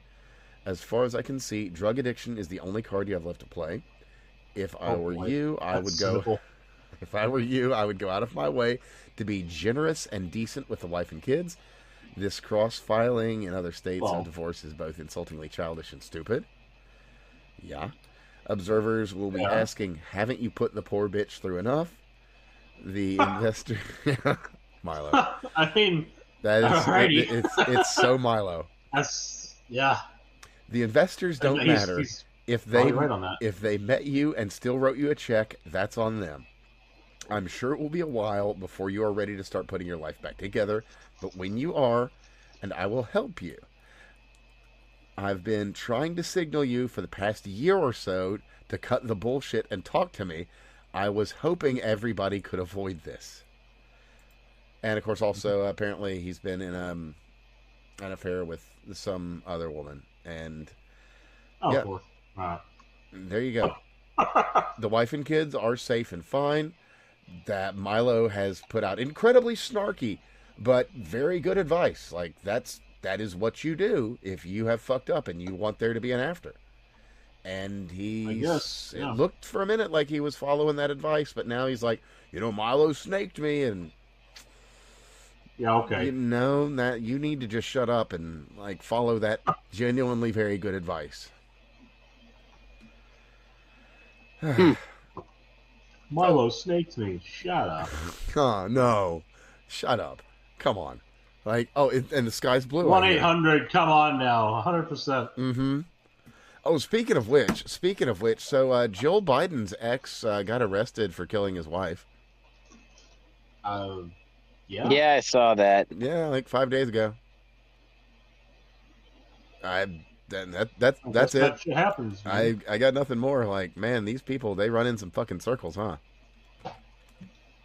Some circles they do. And speaking of the circles that they run in, we'll get back to that. First, let's go back to body cams. Oh. No, there's so much more. So, body cams first. Because they work. And it's a great idea, actually, to put them on ICE agents, because we already saw via one, it wasn't his body cam, but it was the camera he was holding, that he got slammed into by an SUV and then started shooting, which is... He got slammed into by a cow. Yes, he did. Yeah, I guess he got a... He got told to move. Yeah, Right. Yeah. Well, it happens. So... what's happened now, because it would appear that basically the long-heard cry of we have to have the body cams so that we can prove that per capita isn't real or whatever. Well, whatever. So after all the long cries of all that and everything and the racism of cops and how they kill all the black people and everything, and then Copism and whatnot, okay. Yeah, then the videos come out, and they're not helpful to that narrative. And what? Not these people. Not this guy. Right? I know, crazy, right? It's just, believe it or not, But he was peaceful when he ran into him. Yeah. Well, yeah, mostly peaceful, anyway. So, New York Magazine, noting that this is... been basically a complete disaster for the left and Democrats in general, has put out a new article. The body cam hustle targeting young women. Police body cameras were supposed to prevent abuses. Now YouTubers are using the footage for clicks. Why the fuck not? So the long and short is they're starting to frame body cams as a bad thing, that maybe we shouldn't be using them. Couldn't give less of a shit. Yeah, you can. Or you can whenever they say less, fuck off forever. I say if they ever say that you shouldn't have them, I say we should double down and make more of them. They have them. Because fuck these infants. If you'll all remember, funny enough, about the time of Gamergate getting its feet, there was just the giant drive from not just the left, but like these same far lefties. We gotta get these body cams out here because of all these victims that are being abused by the police. Yep. And video after video after video. Because what did we have? We had Watch the Police, Police the Police, all these different things with people out there recording all of this stuff that's supposed to have happened. But then we get the body cams. And everything's a lot more complicated than we're told it is. It's a lot more complicated if they actually did it. Yeah. I mean, that's what it boiled down to. Oh no, actually you're guilty. Yeah. Shit. Yep. I mean, look, I like the the groups like Watch the Watchers, that kind of stuff. Like, I think that we need cop watchdogs. We 100%. We do. That is Cops a necessary function. Necessary function. They're also Cops human. Are dicks. They're also human. Yes, raging fucking cocks. They are poisoned by the fact that they have to deal with assholes all day long. So they basically just become the asshole. Which, I can't fault them on being the asshole for that, but I can fault them for being an asshole to me. Especially if I'm being an asshole to them. But that's just like a selfish issue. They have to serve us. That's their whole entire point. That's their job. We don't have to be dicks about that fact, but that is what they sign up for. So while they're doing that, protecting our rights in theory, they need to not be violating them. Oh, speaking of violations, this is a really cool email. You're gonna like this one. It's well, it reads as such. Is he on topic for the night? Oh yeah, no, absolutely. This is from Mitch Weber. You may or may not know him. He's a Harvard guy. He's kind of a board member of the Are you US saying us Holocaust Museum. academics are supposed to know everybody? Well, I wouldn't expect you to know that everybody that's on the U.S. Holocaust Museum board. Oh, okay. Well, anyway, the message reads, Mr. Epstein. I'm sorry, I was a little confused about what you were asking on the phone. I see what you are asking now. The question is, what would happen if one were to transport a minor for sex or transport oneself with the intent to have sex with a minor into a state in which the age of consent is below 18, assuming the minor is above the age of consent in the given state? And your institution was right. The answer is there is no violation of law, to which Mr. Epstein actually replied, saying, let's also look at the sex tourism laws, going someplace with specific intent to have underage sex. Well, in the United States, that's illegal. It is now, but actually at the time that this was sent, I don't At the time it was not, but it is illegal now. Yes, that is true. So, that's a neat thing that you had to say there, Mitch Weber, Holocaust Museum board member. I'm curious as to what kind of context he thought that is ever going to be appropriate to say to anybody. Well, I think he should be asked about that in a Senate hearing.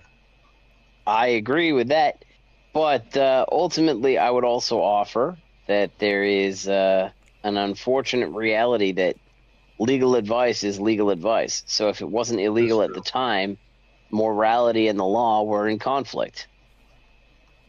Sure. Does that suck? I think that is a perfectly reasonable thing, and that's probably going to be the excuse. But like, a real quick question. That's just the way it is. You'd be out of like, nope, that's technically not wrong. Well, the question being here, was he his lawyer or not? Because that's going to be the main thing. If he was giving legal advice in a legal context, even if he was some sort of personal liaison or friend or whatever, you can be like, hey, yeah, that's super sus.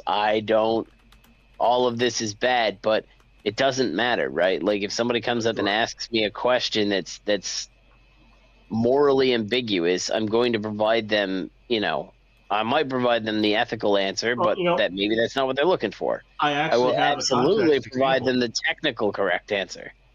Yes, a nuclear weapon can kill billions of people when placed in the correct location. I do have a good example of this one that I am personally acquainted with because it was me who did it. When we were talking on the Sam Whitfield show about the logistics and the physics of whether or not you can apply a cigarette to a vagina in such a way that you could generate steam. Basically, vis-a-vis, could pussy smoke actually happen? With regard to a certain Clinton situation. I see. That does not imply that you should be jamming non-lubricated objects up inside vaginas.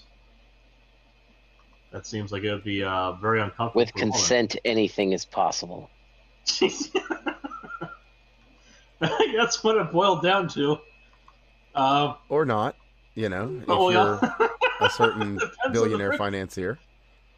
It's not necessarily. Oh, then they still consent. Man, look, let me tell you, if I had a pussy and a fucking billionaire comes in and says, hey, I want to sit there and light a cigarette and put it out on your pussy, I'd be like, yeah. And you're 7 years old, yeah. How much money am I gonna get for this? Yeah, you're like, yeah, mister, I can stop watching. Dude, if I was fucking 8, I'd be like, yeah, you're gonna pay me how much? I remember having this moral argument. Like, we all think about this stuff. These are normal moral arguments that we have. We're like, when you get old enough, actually, even when you're young enough, you're like, all right, what if I got raped in the ass? Like, how much money would it cost to let somebody fuck the shit out of me? And the answer is... I gotta be honest, this moment right now is the first time that I've ever entertained this question, even in any form. I did. Well, I Well, mean, like, how You do you did? Well, deal how with much? the Well, how much? morality of sex work? You Well, got to be like, all right, yeah, that's a yeah, yeah, very yeah. Let me think northern about take that. on Yeah. this. It's a very northern take on this. Well, I okay. mean, like, that's the perspective you got to have, is right. You're gonna To get be fucked in the fair, ass. down in the South usually ends up just being, well, I was on meth and then he did it. I mean, I just thought that was customary for you people down there. Depends on the state. That's more of a West Virginia thing, I guess. I don't know. I think it's perfectly fair for you Floridians. No, in Florida they do that with alligators, because they don't bite back directly. Mm. I have You have to use no peanut idea. butter with the alligators. No, you use part of the dog that it just tried to eat. Ah, okay. I see. You This attract is those. You good. attract those with Good the peanut steps. butter. This is good steps. Yeah, but yeah, like we all sit there and like think about, hey, how much would it cost for me to get fucked in the ass? And usually the answer is more money than most people have to fuck me in the ass. However, a billionaire financier, yeah, he could fuck me in the ass. He's got enough money Oh, to you make see it worth that my that's while. the trick though. That's the trick though. The key thing you're saying with your phrasing is has the money, not how much money would they pay me. So at the end of it, it becomes is he a rich and famous person, not is he a person who's made me rich and famous. Oh, see, that's the thing, right? Like I would That's just the also framing of offer that language you that use. you can. Well, see Yeah, that. I You're get that missing there's a one of the nuance important parts of there. this, and one of the big nuance points is that afterwards you get sacrificed to Satan, and then they eat your heart. So Oh Well, yeah, I yeah, there's mean, that yeah, little bit. but that costs even more money. But that's afterwards. That's not now. Right. well, I mean, Satan doesn't need my heart to be young. well, it's funny you should mention that because actually, It turns out. you know, believe it or not, actually. Well, anyway, aside from the fact that all the conspiracy theories are actually true, Yeah, that's a good part of that. Is the conspiracy? No, all the conspiracy theories are true. There's this great fucking post on X where it's like all the conspiracy theories are true. I don't know what to do now, oh yeah, except for yeah, flat Earth. yeah, yeah, basically, like, They're just like I mean, upset. what the fuck? They found fucking giant skeletons last week? Seriously? We're just gonna go ahead and just do the Nephilim thing too? Okay, all right, sure. But beyond Did that, they that was really? yeah, actually. I didn't see that one. That's Well, interesting. of course, well, it's easy for these things to slip past. It's kind of busy each There's a week. lot of shit happening, man. Yeah, Yeah, I mean, it's you get only the time of the 100 day. years every week. Oh, but otherwise, yeah, you should probably. Yeah, this year has been quite the year. I will say. Every week is a good solid week of like Stuff. what's going on, Tuesday.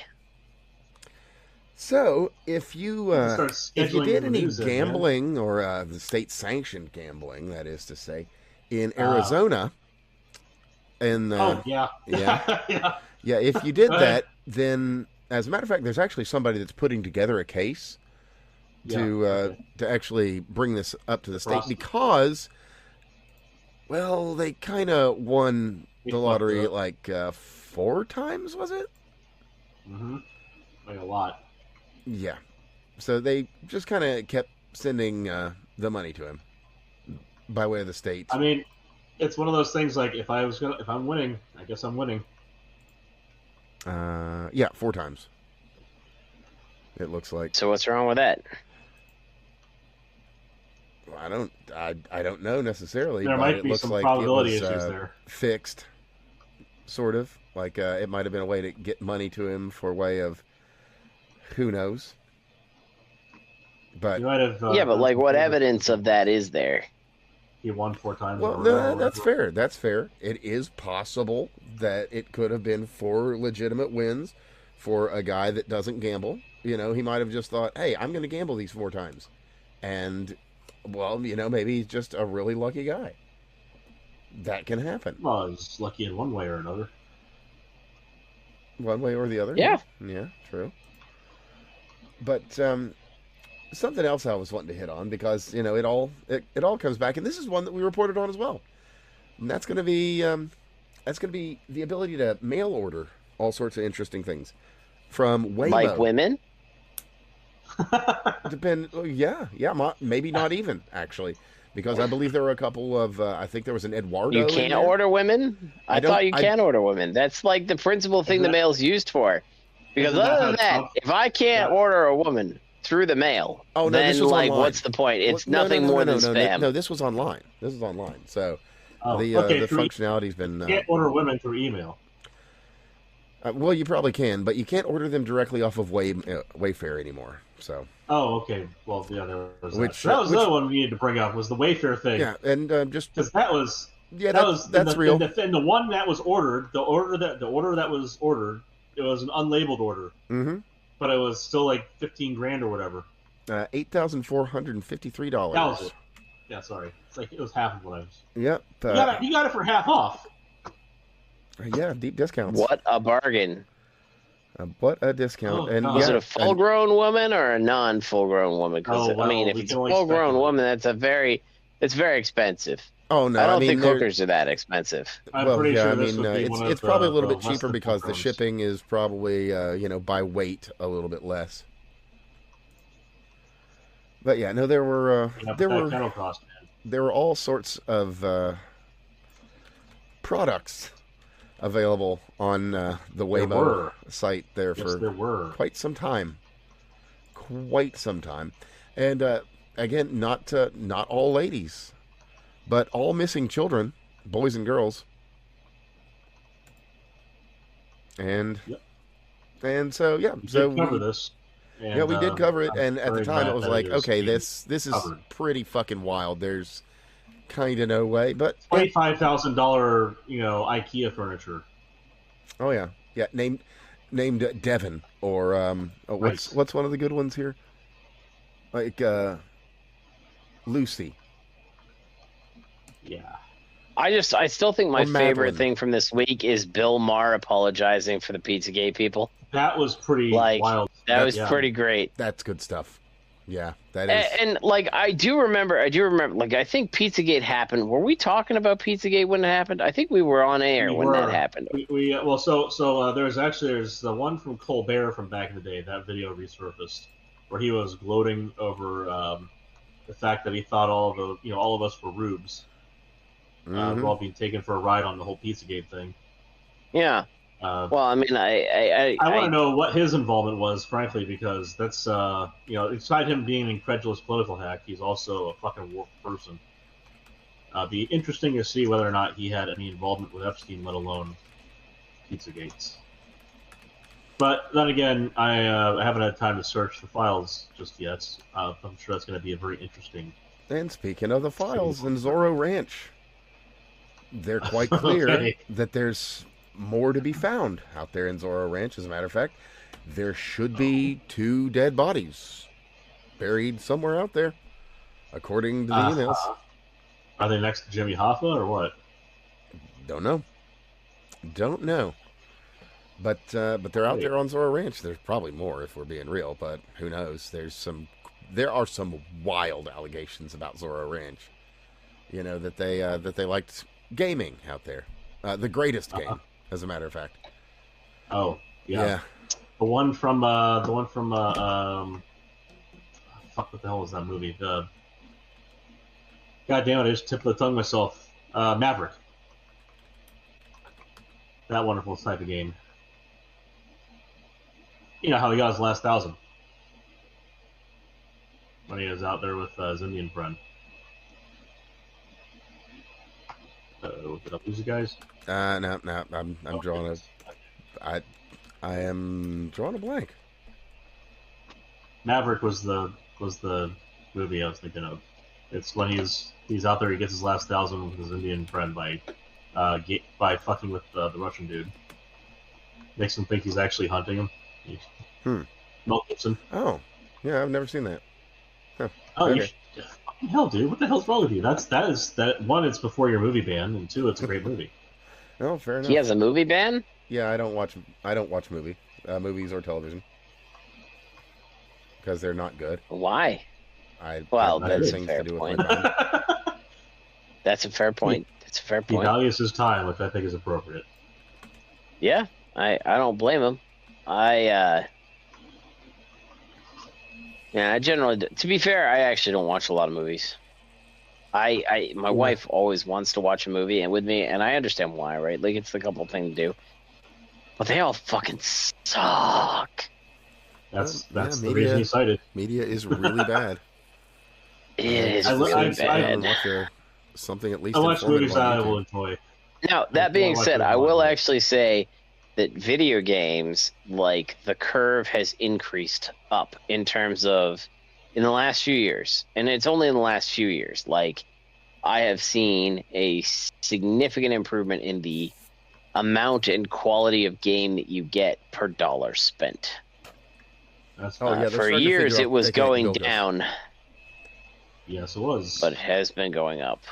And there's a reason for that. Might have also gotten the president elected twice or 3 times. Who knows? Yeah. Oh, also that he was tied into the 2020 election and terribly upset with a certain guy that burned him and was working very hard to make sure that he didn't get elected in 2020. Also that. But beyond that, here's where things are really interesting. Epstein was talking extensively with a man by the name of Robert Trivers. And Robert Trivers is one of the key individuals in... Oh, why do I know this name? Well, because he's one of the big guys in making sure that guys stop being guys. And that girls stop being girls. Why. Yeah. With someone else was mentioning this exact thread of emails earlier this week. So it looks like old Jeff, not only is he responsible for microtransactions, which he's also responsible for kids getting fucked in more ways than one. The fucking modern trans agenda looks like it ties back to him and his friends. It really does. Yep. It's being the guy with the money gets you the keys to the building, doesn't it? It's a funny world. A funny world. Well, at least that is now a point that can be brought up every time one of them starts popping off about how you just don't know. It's like, well, we do know now. Oh, you're one of those trans Epstein people. Oh, you're a big Epstein fan. I understood. Yeah, exactly. Yeah, so every time one of those doctors comes out and says, you just don't know what you're talking about. And by doctors, I mean the child mutilators, not the ones who are giving the permission to do the child mutilation, but the actual surgeons, who a lot of whom happen to be trans, which is interesting. The whole, they don't reproduce, they recruit thing. There's a very literal essence to that, which is disturbing. There is that. But now you get to point out the facts that their entire lifestyle and persistence of it in the community was generated by Epstein himself in conversation with one of the people who was doing it. Oh yeah.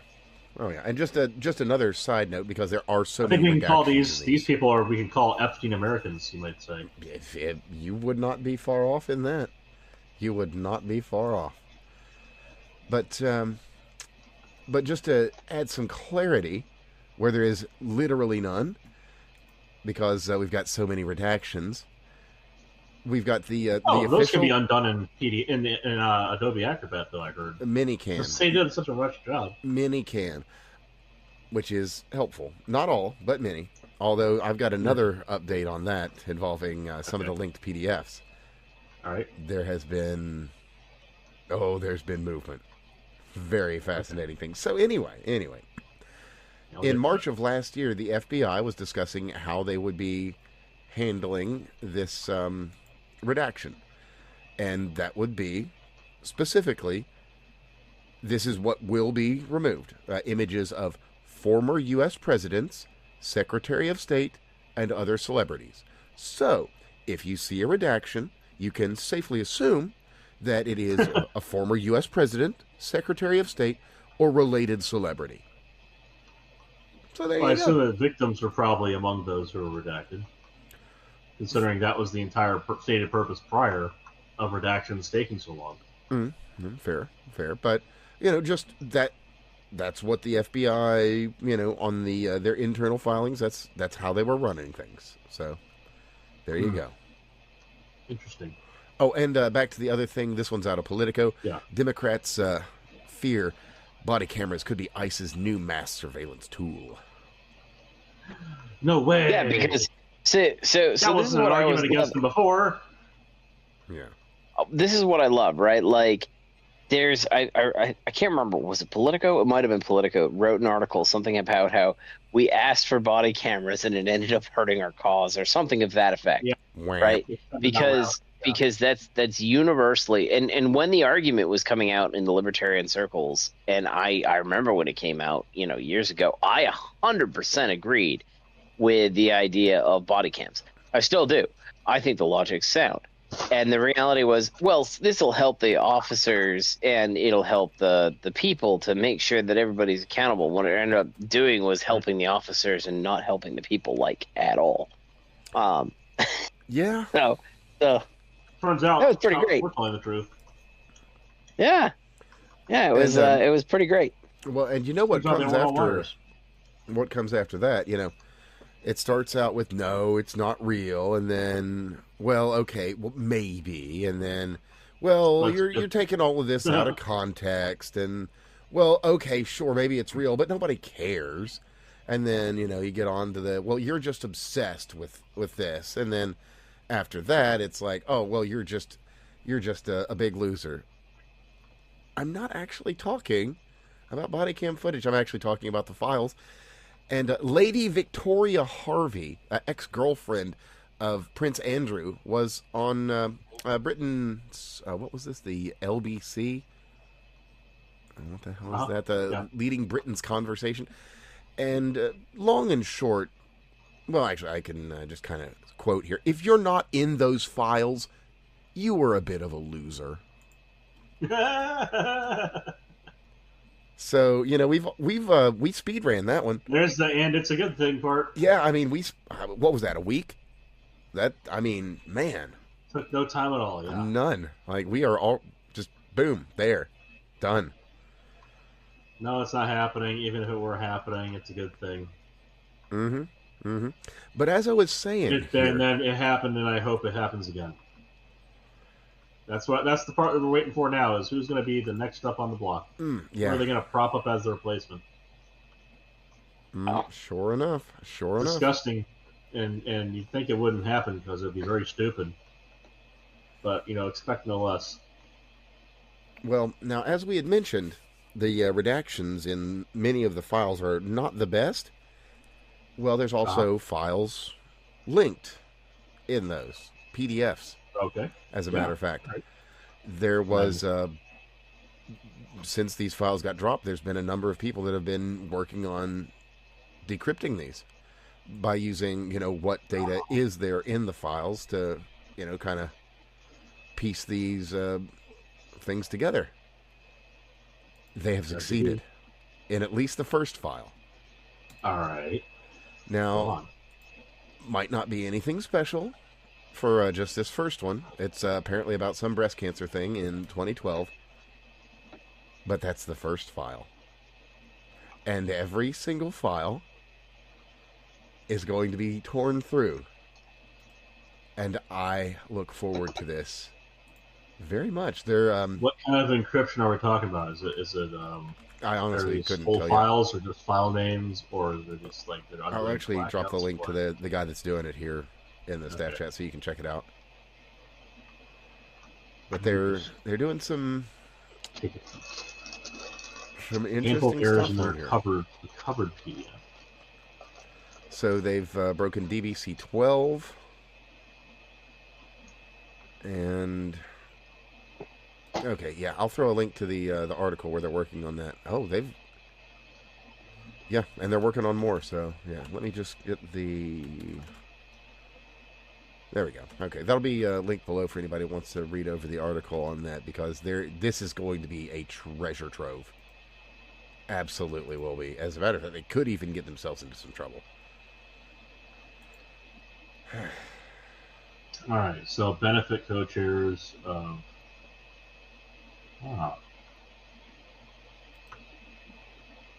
Yeah, Dublin Breast Cancer.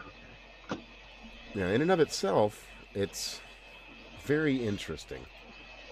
Should need saying, but for the record, happily married. Oh. Yeah, not Poor Mahmoud here. yeah, Having to say, I'm not suicidal. I like grown women. I'm happy. yeah, We should protect yeah. children. Putting out the caveats, you know. Oh, and well, you know, you have things to worry about. So let's rewind a little bit, and we also reported on this one.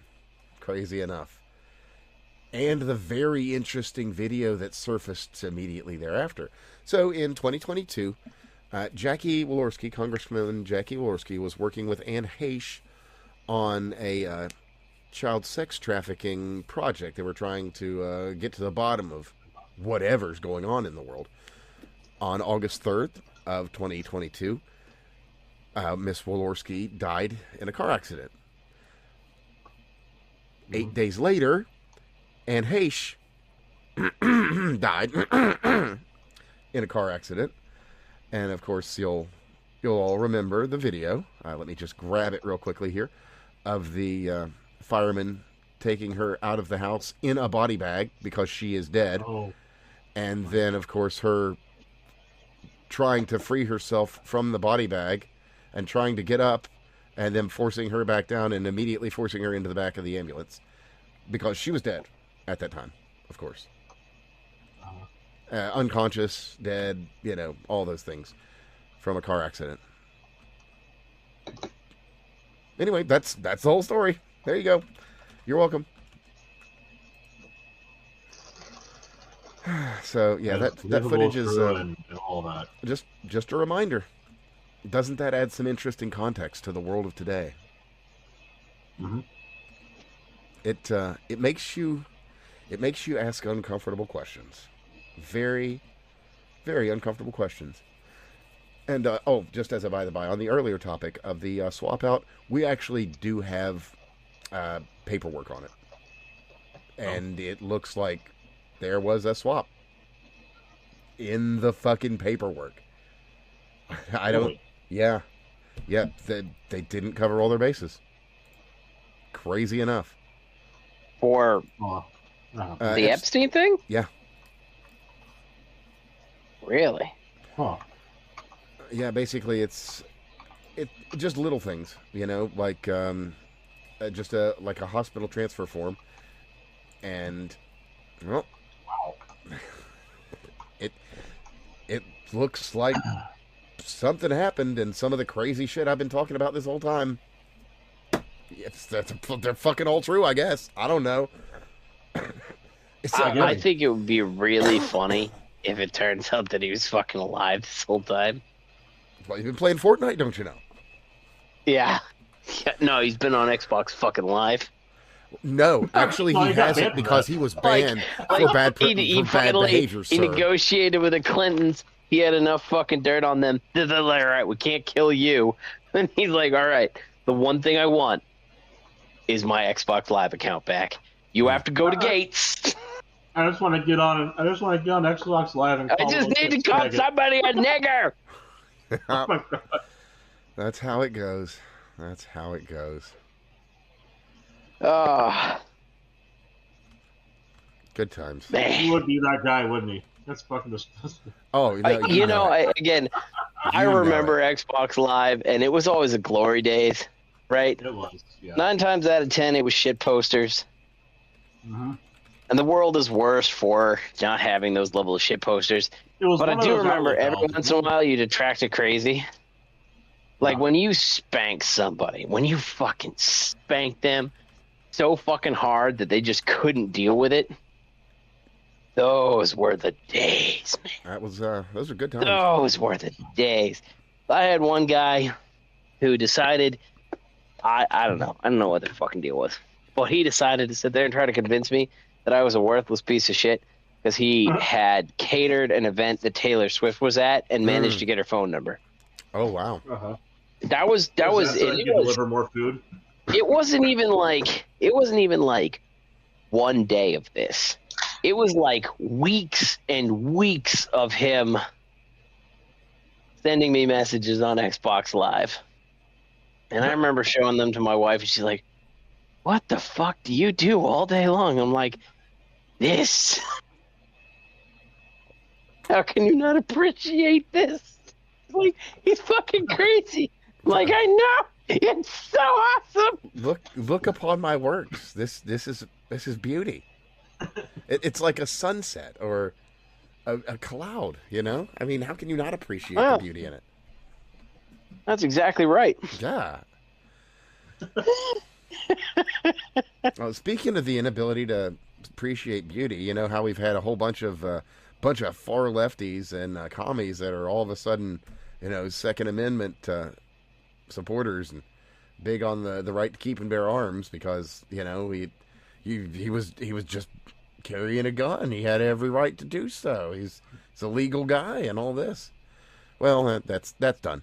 So they've put forward What? Oh, you know. I thought we were gaining ground.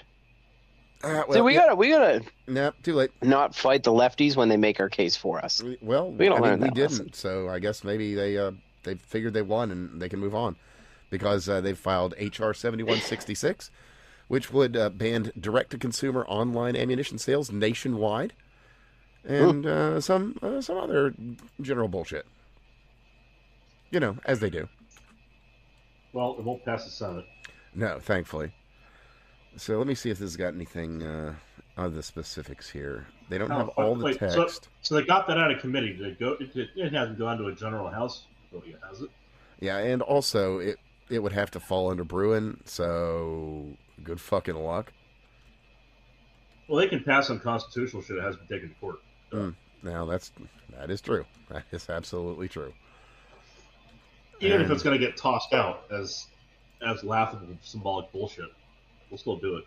Indeed. Oh, and you know, I've got some great news. Of course, believe it or not, from the Department of Justice and Pam Blondie herself, there are arrests of key people behind the Benghazi attacks. Obviously, yes, my mind immediately was like, "Oh, finally, the Clintons." No, they tracked. No, no, they tracked the guy down. No, you got me, you silly goof. No. Although I will say, I really like the look that Cash has given her at the time. Like, are you fucking for real, bitch? Oh my god. But yeah, they did do some arrests, just not those. Now, quick update though. As of right now, it's scheduled for the 26th of this month, February 2026, that the Clintons will be testifying and have agreed to do so. Yes, they will. Now, what comes of this?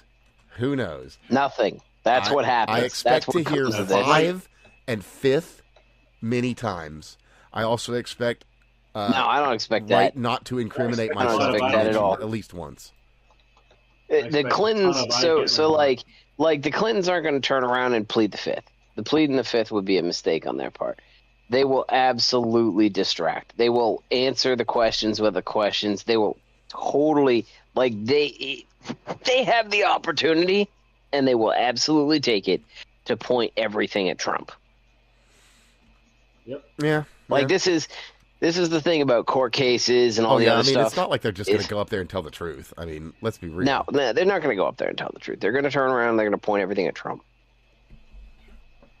I mean, that's what's going to happen here. Like, if you realistically expect a Clinton to do anything other than lie, well, I respect the naivety, like that you can live like that in the world of today is kind of amazing, really. It just kind of is.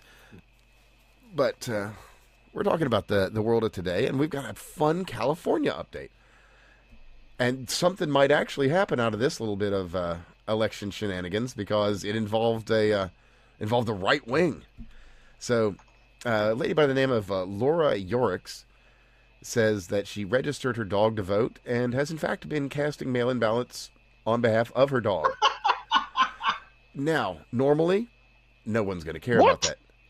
But her Is this dog has true? been, yeah, absolutely. And she submitted that the is information so to the district attorney. ridiculously illegal, but at the same time, But they might actually do kinda- something because her dog is a registered Republican. Wow. So, Is she, reading though? Is from she a the registered office of Republican? the district attorney, California Todd Spitzer, for immediate release, date September 5th, 2025, Oh, case God. number 25WF3945. How Costa Mesa dare she? woman This is charged with 5 reprehensible. felonies for illegally registering her dog to vote, casting mail-in ballots sent to dog into elections. K9's vote in California's 2021 gubernatorial election what's the name was of the dog, though? This is the successful. important thing. Oh man, let me Well, check. and this is like this is the thing that pisses me off, right?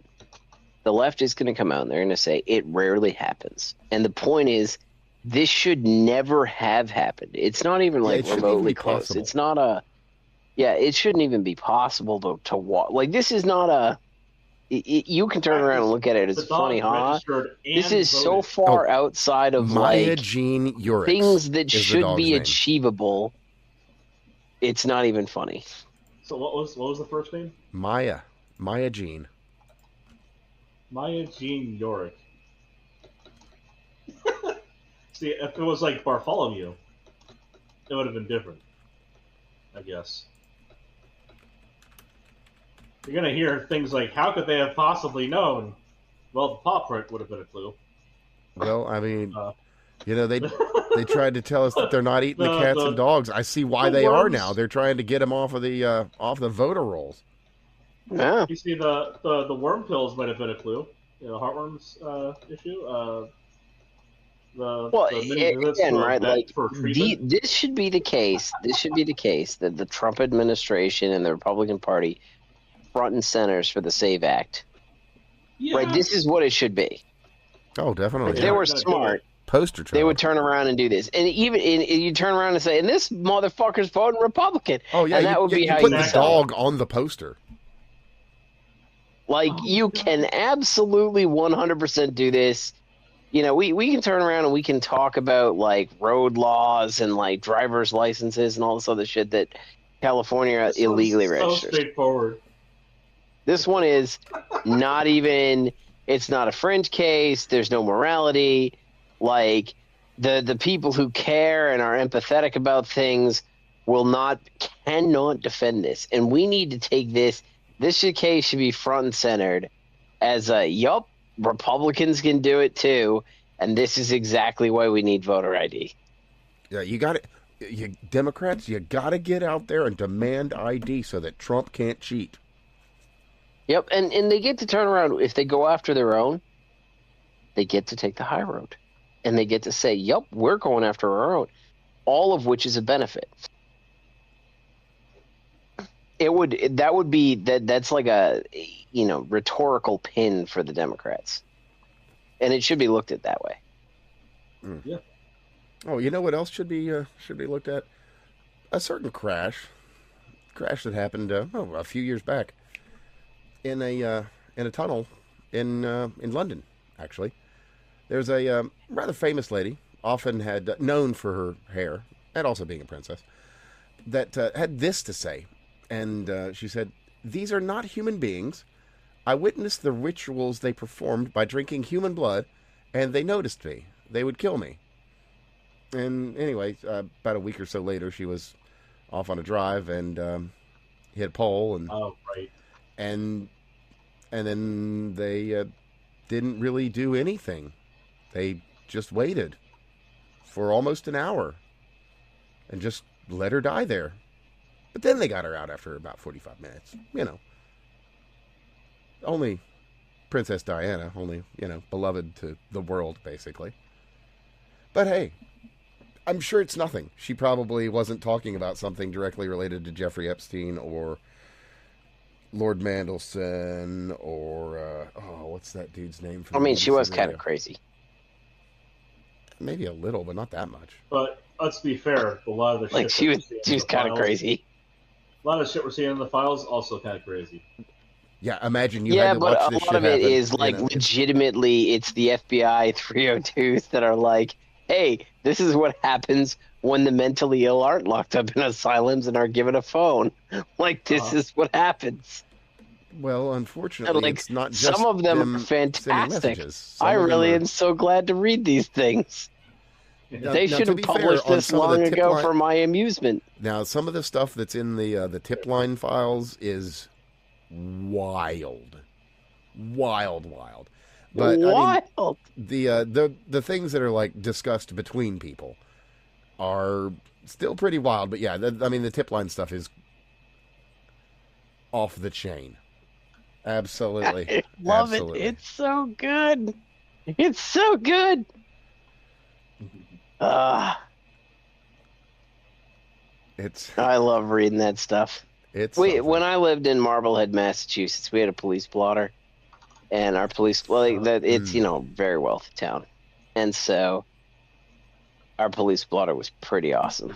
I remember I'm one, drawing a blank on that dude. the Marblehead police blotter had cops have responded to a woman who has claimed that there's somebody illegally parked outside of her house, and it detailed. It was a good, solid detail of like the 3 or 4 or 5 or 6 times that the police had gone there and not seen the car that was blocking her driveway, and then they determined that she was legally blind, or the squirrel that threw a bagel at somebody and who reported it to the cops.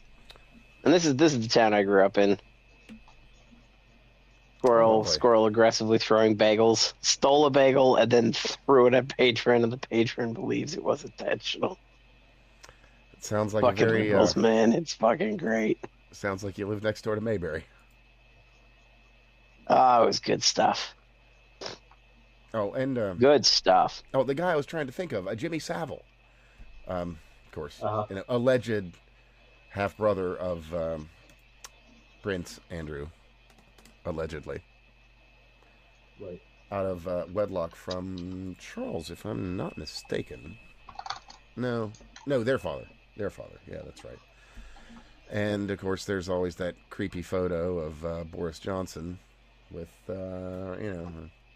Good old Bojo. with the child in the background, and then the guy that makes all the porn. But what? Surely all of this means nothing and is completely unconnected and Porn? unrelated. I am suddenly means something. interested in the story that It you're means telling. something, and don't call me Shirley. I mean, would you really be surprised that pornographers are spending money on politics? Nope. I mean, realistically. But in another fun Where revelation, do I get that pizza? I would say to check Wayfair, but they shut down that operation, so I don't know, man.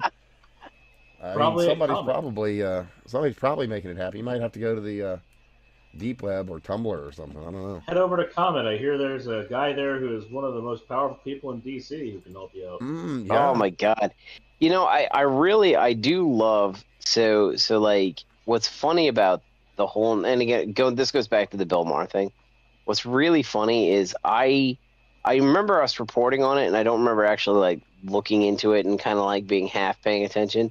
And this whole week, I've had to learn all about why it was basically a legitimate conspiracy theory. I'm Yeah, like, pretty much. holy shit! Like, you guys tried to explain it to me. You really did, and I just was like, oh my god, these fucking crazy internet goons! Like, what the fuck is this shit? And now it's like, no, it seems to be a thing. Yeah. Funny That how in that the is. torture dungeon. Yeah, that was in one of the fucking emails too, wasn't it? The Yeah, Yep. it was. let's get out of the dungeon. Yep. There's still a guy there. What do we do? Like, and don't get me wrong. Like, if I am to steel man it, somebody sitting there and saying torture dungeon, it could absolutely be shitty humor. 100%. 100% could be. It's possible. Right? Is it? I mean, maybe not the most likely, but possible, sure. Dumbass meetings in corporate America. Yeah, I describe those as torture dungeons. Yeah. But was it one? I mean, usually those aren't What was it? videoed, though. Yeah. Just saying, People generally don't comment on, liking the video of the torture, but, I'm not saying that I there's mean, not weird it stuff. could have I'm been just saying it that could I'm have been an talking to acquisition, Steel man. Minute. It could have been an acquisition. You never know. They could have been torturing the opposition into giving them a better deal. It absolutely wasn't, but it could have been. Hmm? Yeah. Yeah. But having to learn about all the code names that pedophiles use, like, Uh huh. oof, Like Chicago hot oof. dogs and cheese pizza and that kind of thing. I mean, look. Pizza and dogs are two things that Chicago is famous for. Mm-hmm. True. And if Okay, I'm not what mistaken, is Chicago hot dogs? I'm afraid to ask. I know I'm going to regret well, it. it's something that Barack Obama likes very much. Well, that's You're gonna like a have lot to of be more things. specific. I wish I could. Unfortunately, we don't actually know what Chicago hot dogs are. What was the implication of them, though? Well, They were they were implied to be. uh, probably boys, maybe. I Yeah. don't know.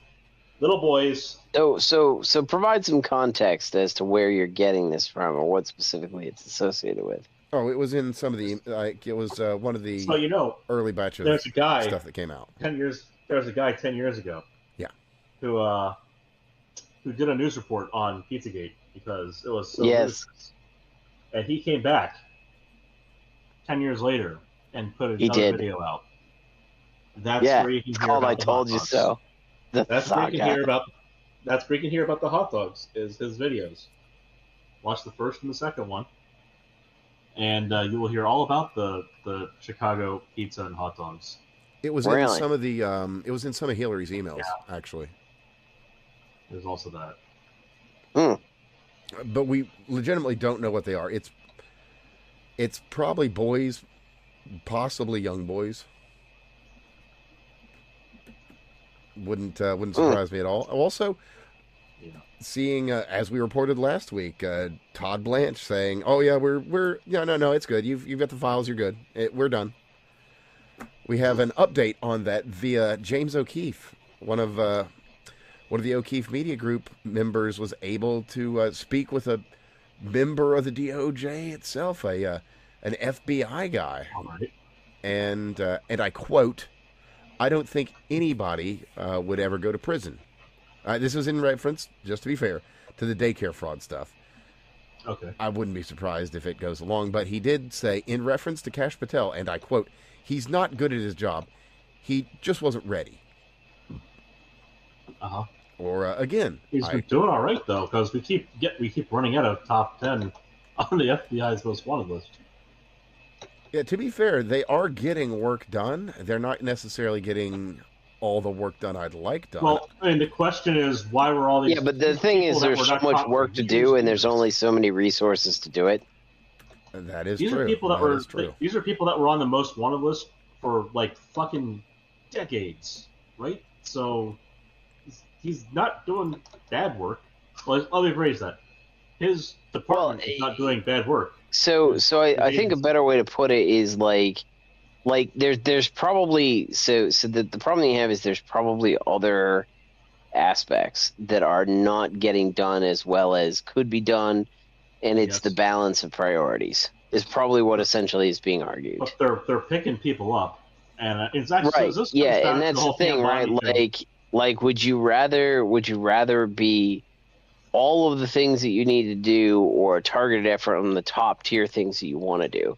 And my guess is this is a difference in Kash Patel's reasoning. Is Kash Patel says, let's not distribute our resources amongst multiple different things. Let's fucking close cases. And that's a mentality. I'm in agreement with him. And Right, just a because quick update, there's by the always way. there's infinitely more stuff than you have resources to go after it. And I would much rather close shit down than have these 20-year cases where we haven't closed anything down. So I would rather turn around instead of have maybe I'm going to solve 10% of what I would solve. Maybe I'll solve 10% in a year of what I'm going to solve over 20 years. Is it a gain? I don't know, but I should get Well, some the immediacy out thing of it, is, and when I you think got that's more guys like valuable. this working for you, you are not going to. And I've got an update for you. He got fired. He was escorted out of the building on the 3rd of this month. And that was he was talking to O'Keefe, right? Yeah, the guy that well, he was probably talking to some chick, but whatever. This Justin Devine guy, the FBI guy who Yeah. broke that ain't shit gonna happen to them criminals, basically. Well, Well, maybe it will. prostitution is apparently not shit. Got it. Yeah, I mean, the fact that he got walked out and the fact that this got broadcast for everybody to see, hey, maybe that'll light a fire under somebody. Maybe. Oh, speaking of getting fires lit under them, I don't know if this one's a little bit of the esoteric internet drama, but there's a guy by the name of he goes by Scotty Fitness. He's got like two names. One that he used to have back when he was he a sexual predator or did he actually assault somebody? Well, there's yeah. Why did he clue, I change his guess. name? I think he had a sexual assault charge. And so he changed his name and came back. Oh, yeah, that's right. That is what happened because I remember thinking, oh, classic feminist ally. Wah. Oh, okay. Well, this So- is starting to get. The long and the short is this guy showed up and he's like, we gotta. I think he was threatening to kill somebody. I can't remember. Kill everybody in ICE or JD Vance or Alrighty then. one of those guys. Well, anyway, he's got a past and he is a classic feminist ally. So there's your quick update. If you caught the pictures, it's the guy with the big bushy broom-looking mustache that was talking shit all over the internet for a bit. Well, There's unsurprisingly, the usual happened. Which one was this? Turns out he's a rapist. Yeah. Okay. Surprising no one. So here's another fun one. Surprised a lot of feminists, I bet. How did it really? Ba-da-ba-ba-da-ba. But yeah. So uncensored AI at Go Uncensored, which is one of those ones that is trying to be a little bit more fun. They have gained access to the entirety of the Epstein files as they were released before any of the newer redactions or removals have occurred. And all I know is that they are putting something together with their uncensored AI. Oh, Okay. no, they finished it. Fuck yeah. Okay. You can just go there now. Let me get And the ask URL. them what? Oh, it's like a Wikipedia for the Epstein files. Okay. Oh, wow. So do they generate it or what? No, holy shit, this has got everything. Photos, videos, court filings, flight logs, audio, FOIA, DOJ 11,000 DOJ disclosures, the emails, drone footage. Oh, this is good. They have 46,233 documents on here. It will be linked below for anyone who wants it. And give me just one quick second here. I'll drop it in staff chat for you fellas. There you go. Alrighty. Nice. They finished it. Oh, man. Boy, that's a nice one to be able to just drop here. Yeah. Let's see. Let's see what they got. Let's give this a little bit of a browse. Don't want to stick on the photos because I'm streaming and that could invite disaster. So I'm definitely not going to do that. Let's see what we got in the FOIA files here. Epstein records. Oh man, they got everything in here. The handwritten notes. Well, this is quite the find. They put together something real nice. Let's see. What should we search for? I think we should search for Clinton. Okay. Oh wow! It starts with the pictures.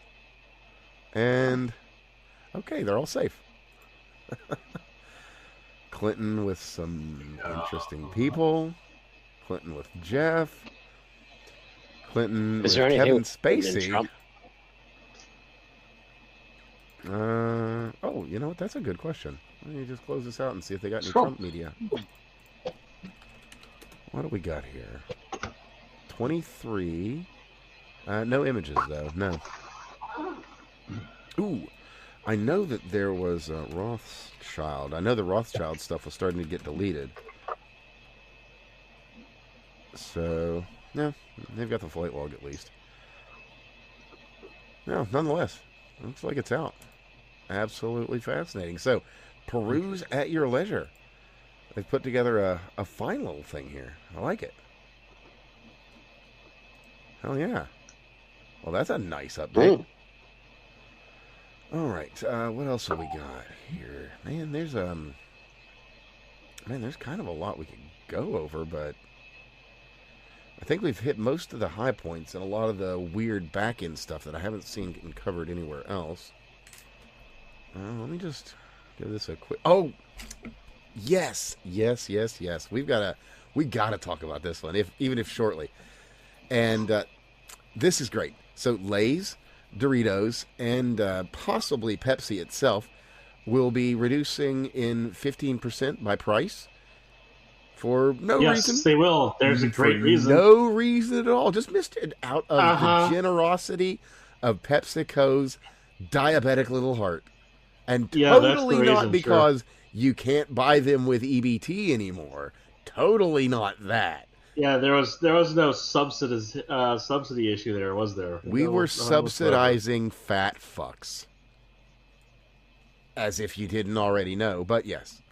Now it is in fact because they were getting EBT and SNAP and because they're getting paid through that, yeah. So, yeah, 15% price drop on your junk food because we're no longer paying for it twice. Isn't that funny? Isn't that a funny... The factory must grow. Well, line go up. Graph go up. By golly. Oh, and at the moment, speaking of a graph that's going up, the SAVE Act right now, nationwide, is polling at 83%. Yeah. Everybody wants bipartisan support.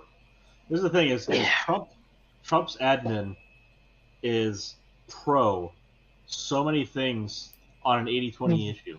Like he has so many 80-20 issues captured. If not, I think the other thing too is there's certain elements, right? Like people will evolve information strategies, especially when we have lying problems, which we do. Well, it's amazing because if you listen to Democrats at all, it sounds like it's the end of the world. But the thing is that if you read what they're writing, they can't tell you why it's the end of the world. It's like they'll use they'll cite that you don't have your birth certificate and you don't have your passport, and you're God, that was amazing. IDs like this, and you're like, okay, well, what is the entire list of IDs that are acceptable? That was fucking my favorite part is that shithead Raskin. There might be 19th Amendment issues with voter ID.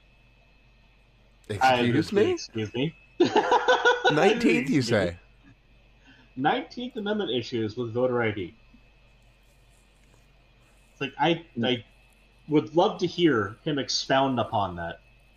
So I can explain what his thesis statement is. I'm not saying it's correct or not, right? His thesis statement is therefore. No, it's not that. It has to do with the fact that women will disproportionately be affected by the fact that they do this authentic ID thing. But again, I don't know what the full list of everybody sits there and tells me it's kind of like passports and birth certificates, but basically women will not because a lot of them change their name. Actually ask me that in our chat, and it looks like at the moment anything that meets real ID requirements is adequate. There's so many. Which is a lot of things. The little card they might give you at the DMV or the tax collector office where you get your license renewed. The little card they have for what's required has 10, 20 items on it. If you go to the website... That's kind of what I figured. But for whatever reason, they're only selecting to talk about the things that few people have. It's further than that, though, Steve. You see, I didn't see anything I had on the card. So in 2017, I had to renew my license in a mad rush before I left the country to go do my conference in Cancun. So I was to get my shit renewed, and I went to that tax collector. I looked, and they said, we need more information from you. You only have your last license, et cetera, et cetera. I was like, okay, fine. So what do I need? They give me a little card. It says like 20 things on it. I didn't have any of these things, just for whatever reason. And then I get home and I look on the website, and there's like 90 odd different things you can bring in to prove who you are. Really? It's really not. It's not a small list. And I had all of a sudden I had like 5 things on there that I could bring in. It's not a small list. It's like of stuff. a bill stub, like pay stubs, like all kinds of shit. A fucking utilities How bill. will pay stub prove that you're a citizen? Well, you use that in concert with like a driver's license or something else. But it's like that It's says... Okay, so you're probably looking at the Class A. Oh yeah. Class It's like the Class B Class list C for thing. ID. Yeah. Oh yeah, absolutely. Yeah. So you need 1 document from Class A, or 2 documents from Class B, or 5 documents from Class C, or whatever. Yeah, You're got on the right exactly track, that. Yeah. But it's a long ass list. There's tons of it. You need. So your driver's license counts as 2 forms of ID, the same way your passport does, for a reason. And so like your birth certificate is. Oh, I guess I should specify. Like basically, source. all the real ID certified IDs fall under the Class A. Yeah. So anyway, there's they were saying that doesn't count, or some people were saying that doesn't count. Again, I'm not saying it does or doesn't. I'm not not passing judgment here. Point being, there's a shit ton of stuff that you can use to prove who you are for real ID requirements to get your real ID compliant ID. And so there's a variety of items on that list of items to prove who you are for a real ID that would also be in concert possible to prove who you are for voter ID. Again, my opinion is for voter ID, we should be handing these IDs out like candy, and they should be free, air quotes free, just to make sure you have your fucking ID with you when you show up to vote. Like that, there's no excuse. Like you can make it to the point where there's no excuse.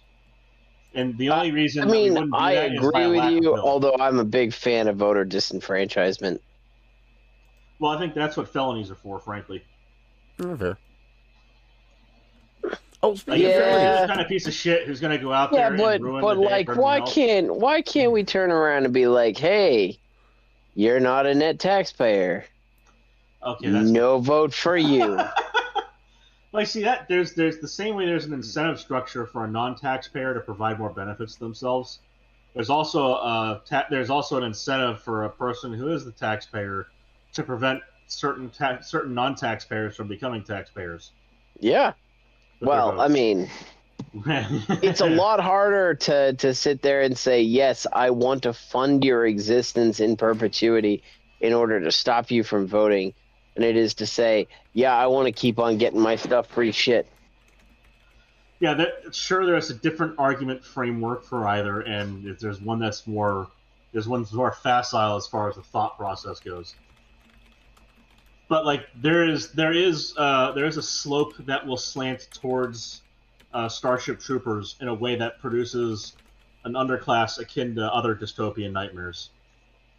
It may not necessarily land us in a position where we're a global fighting force murking aliens across the galaxy. As much fun as Helldivers is, we're not going to necessarily land in that kind of society. Well, not with that kind of attitude. But to be fair, I don't necessarily want a bunch of robots and bugs invading the solar system. So whatever. I mean, right? Seriously? Yeah. Just being honest. Speaking of invaders, we should probably talk about that. You remember when we talked about that biolab out of California that they just happened to walk by and see? Bring this one up. This is still funny. Yeah, just saw an extension cord and like a hose running into some building and follows it. I explained that to my dad this week because he didn't understand why I was laughing so hard. I said, I bet you they found the same way, with a fucking garden hose coming out the window going next door. Well, funny you mentioned the same way, because it would just so happen to appear that there's in fact another one in Las Vegas, and the owner is a Chinese national who was directly connected to the one in Cali. Yeah. And it's like I said. Like I said in the post, how funny would it be if it was discovered in the same way from a fucking garden hose coming out the window? Now this time it happened to be in his home instead of an abandoned warehouse. yeah, yeah. And Which is different. Which is different. And I'll throw a link up here through the reporting Brianna Morello has here from the But video. it also seems he was, once again, collecting a variety of unknown, unlabeled samples of stuff that that's the problem, actually. And Some of them things weren't were still unlabeled. labeled. Some of them were labeled, as a matter of fact, labeled HIV or malaria, for instance, or perhaps TB or COVID-19. And as a matter of fact, Ebola. These were all labeled. That's the one that caught my eye this time around. Right there. Last time, the worst one was like HIV. This one's got Ebola on the list. I am just curious if that was actually Ebola. If so, that's so, because look, we keep letting these fuckers in to do this shit, and it's going to be until they get to a mass casualty event. And that mass casualty event is probably not going to be the kind of mass casualty event that ends in one go. It's probably going to be like COVID, where it lasts for fucking years. Because if they get something that is like Ebola in terms of lethality, but is as infectious as the fucking flu, and is slow, that's a big deal. That's the ideal wipeout scenario. As if the true lethality of it comes later, like with HIV, untreated. Mm-hmm. Like HIV is a population destroyer if you don't counter it. And if we have nothing to counter something, and they bring out something like HIV that just works a little bit faster and has the lethality of Ebola, just a hair faster. That's all you need. And this isn't like it's an unknown issue. Like, this is a very well known. So basically, like, if they made a monkeypox that you could breathe in, as opposed to right, doing unspeakable things to animals and children to transmit it, as opposed to fucking children and animals. Yes, right. At piss orgies. Yeah, as opposed to gargling at piss orgies and then fucking animals and dogs when they get home. Yeah, right. Exactly. This is one of those nightmare scenarios. Is if you get something that has those ideal characteristics, and if you got look. The one that stands out, malaria. The one pathogen that is responsible for 1/2 of all human deaths in history is malaria. Like that is, if somebody handling that pathogen in the context of a clandestine lab like that with those other horrific pathogens in hand, they're not sitting there doing that for the benefit of the world. Probably not. I mean, it could be on the level of the Atomic Boy Scout as far as whether or not a state actor's involved. It might be he's just a nutcase doing shit on his own. I mean, it doesn't mind change you, the it fact was that he's actually creating a Superfund. It was actually, a CCP-connected Chinese national. Exactly. But my point is that it's still a Superfund site at the end of the day, and that's an issue. We should still be really worried about this shit. Oh, definitely. Like, this was a 5-alarm fire when the kindling is being gathered. Yeah. So bullet dodged. It's great. I don't know why the fuck this person is still in the country, let alone alive. Like, you'd think somebody like that would get black bagged. The severity of this is not understatable. That's the problem. Is that, like, I know I sound like I'm a fucking nutter on this, but like I understand the implications of an asshole like this succeeding. And yeah, the part was where they're saying like he was selling successfully test kits, air quotes, for different diseases. Like COVID test kits were the purported reason he had built up his lab space for 2003 or 2023. Oh. Remember that? That was the whole idea where he was like, "Oh, I'm just selling test kits." Like, bullshit, you are. You have fucking this, that, and the other inside. Like, what the fuck is HIV doing inside your little lab space? Yeah. Who the fuck do you think you are, Anthony Fauci? Come on, man. Yeah, where are your beagles at, man? We know you're Chinese. Where's your dogs at?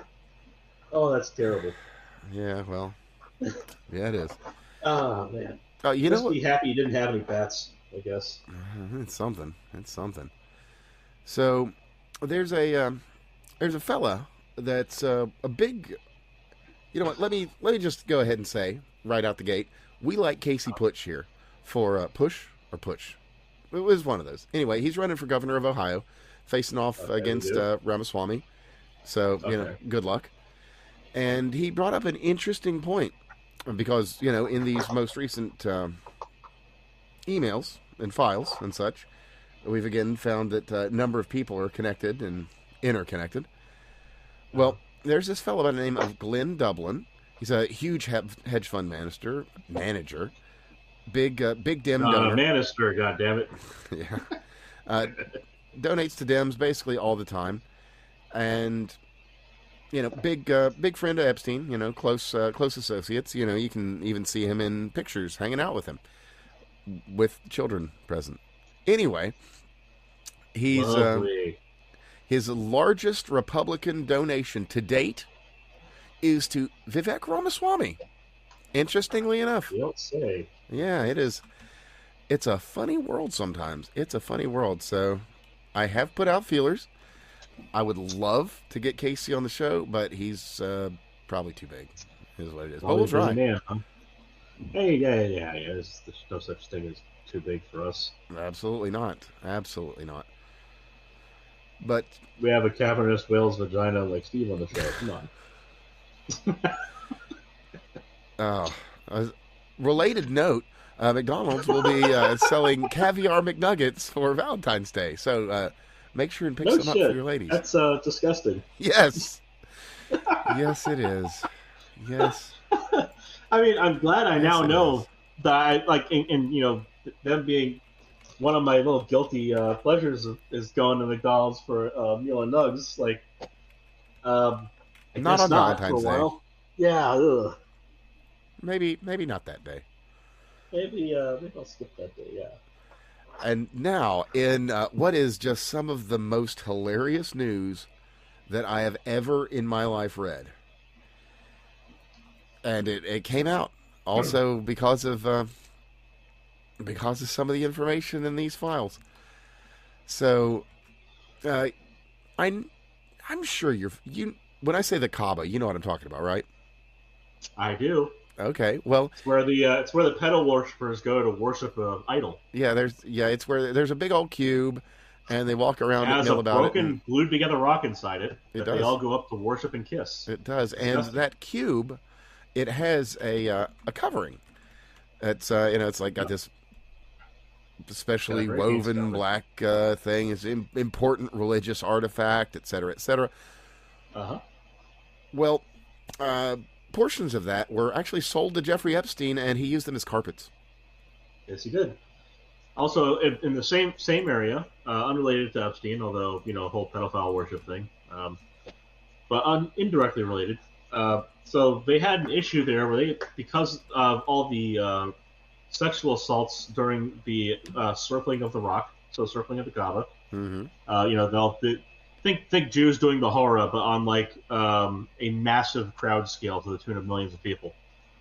So the circling of the Kaaba, they've had so many sexual assaults that they're considering sex segregating the circling of the Kaaba, not just. I thought they'd already done that. Side. Well, not as well. Keep in mind, they do that for like attendance to a mosque on the inside. They have separate lines to kiss the rock on the inside, but they don't have separate, like specifically separate areas for people on the outside yet. They might though, because it's such a large group of people. It's hard to just kind of manage them in that way. Now, here's something absolutely fascinating. But so it's unfortunate and all the religious bullshittery aside, like that sucks that an event of that significance to somebody is sullied in that manner. Oh, well, yeah, fair. But so here's something. Just some interesting factoids, I guess we could say. Actually interesting and kind of good news, actually. So there are 2 names that exist nowhere in these files. And the one, of course, being JonTron. The other, Tom Cruise. Nowhere in there. So it doesn't say John Jafari anywhere in there. No, you'll not find him anywhere. John won. He won. He won at life. Alrighty, man. That's just it. Just two seemingly decent dudes that have maybe had some Else weird is stuff not happen inside to the them. Epstein files. You know, But else is in the Epstein files. I'm going to say it prematurely. Me. I'm pretty sure I'm not in there. fucking Hey, Garapi's go in there. search me. Go Boy, search me, man. wouldn't that be crazy? I would be very surprised. But I mean, I gotta tell you. fucking Garapi showed up in there. There's some one of the RPG guys that I'm mutuals with somehow showed up in there. It's genuinely amazing how far that man's I'm gonna reach go to was. the uncensored.ai Epstein thing. You gotta figure this shit out. I'm Oh, typing my but last name anyway. we And are kind of running a little bit late into the hours, so let's try and wrap up with some good news. So all in the five. past 2 weeks, we have had 2 cancers cured, potentially. We've got the pancreatic No cancer. results for Mansfield. Nice, grats. CRAIG. 2 results for just the word Craig. Uh-oh. I need to check these out. Truly. Well, anyway, we've got out of. Jeffrey versus I want to say it's out of Poland. I can't remember exactly, but some doctor's got a functional pancreatic cancer cure that he's wanting to. He's trying to get funding together to get it into human trials. Trial. Mm-hmm. Okay. And just yesterday, as a matter of fact, out of South Korea, colon cancer. A team was able to beat that. We've got 2 cancers in as many weeks. I mean, how amazing is that? We're really, really cool stuff's happening these days. Yeah, no shit, man. Yeah. In any case, I have to go to bed. Understandable. Okay. We are about that hour, man. It is time. I'm about to fall asleep. Sorry, man. Hey, no worries, man. Get yourself a good rest. You have a good night. Oh, no, it's not that. It's just so much baby shit. Oh, no, of course. Of course. Talk to you later, boys. All right, man. Be well. Night. Good luck Monday. Yeah. It'll be an adventure. Yes. Well, you got this, man. You got this. You gone. All right, so it's just us here to take over now. Well, now we're just kind of wrapping anyway. And since we're trying to wrap with good news, I've got more. This one's 2 days ago out of... who's reporting? One American News reporting on this, that we've got an agreement on a 314 prisoner swap between Ukraine and Russia. And we've also, just in the past few days, heard that there is some more positive movement by way of Putin, at least, regarding potential peace. Now, there was a ceasefire that was agreed to. It was upkept and held, but Zelensky, being Zelensky, was hey, we're not going to be able to make the meeting this week. We're going to do it next week. So just keep holding off. And they did not keep holding off. They did exactly what you can imagine. So, they held to the agreed to terms, and then they started, blasting infrastructure. So, let's see. We've got, I guess, in the short Stancil update, he grows further and further away from the people that were once his friends. The Stancil Reich has coming. Day by day. Day by day. And let me read from his, not from his tweet, from his blue ski blueberring? I don't know. Anyway, it's head spinning. Somehow, after 22 days of spending 5+ hours a day patrolling for ICE, the Antifa types have decided that not only should I not be allowed to do that, but I am, quote, a danger to everyone around me, end quote, and should be universally excluded from left spaces. Insanity. Well, I mean, I do appreciate that he is a universal risk. Yeah. Yep. Well, it is what it is. And Oh man, that goofball, that goofy goofball. he's a goober. He is a goofy goober that is going to. He'll have his moment. It's a question of will he be able to stand and rise strong and a leader of the Stanzelwaffen, or will he fall and just take the path of the painter? Who knows? Stanzelwaffen. Who knows? But good news, good news. So J.P. Morgan Chase has decided that they're not going to continue fucking with a completely normal and lawfully protected form of business and commerce.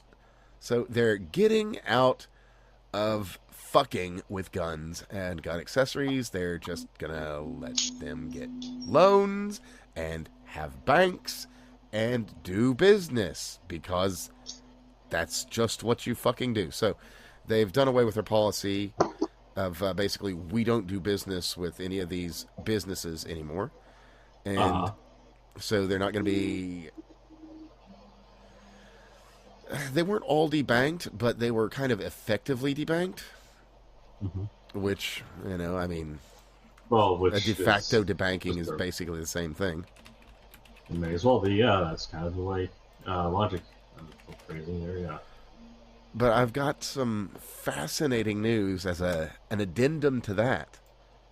There's a new bank, Erebor Bank, founded or at least Erebor. backed. Yeah, yes, it's exactly what you think.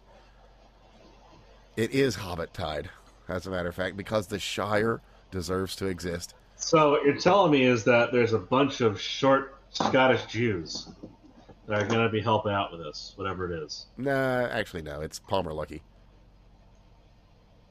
But they've started a new bank, and they've got a charter. An actual new bank has come into being. And they're going to be focusing on crypto, obviously. Okay. And they're one of the first new banks around.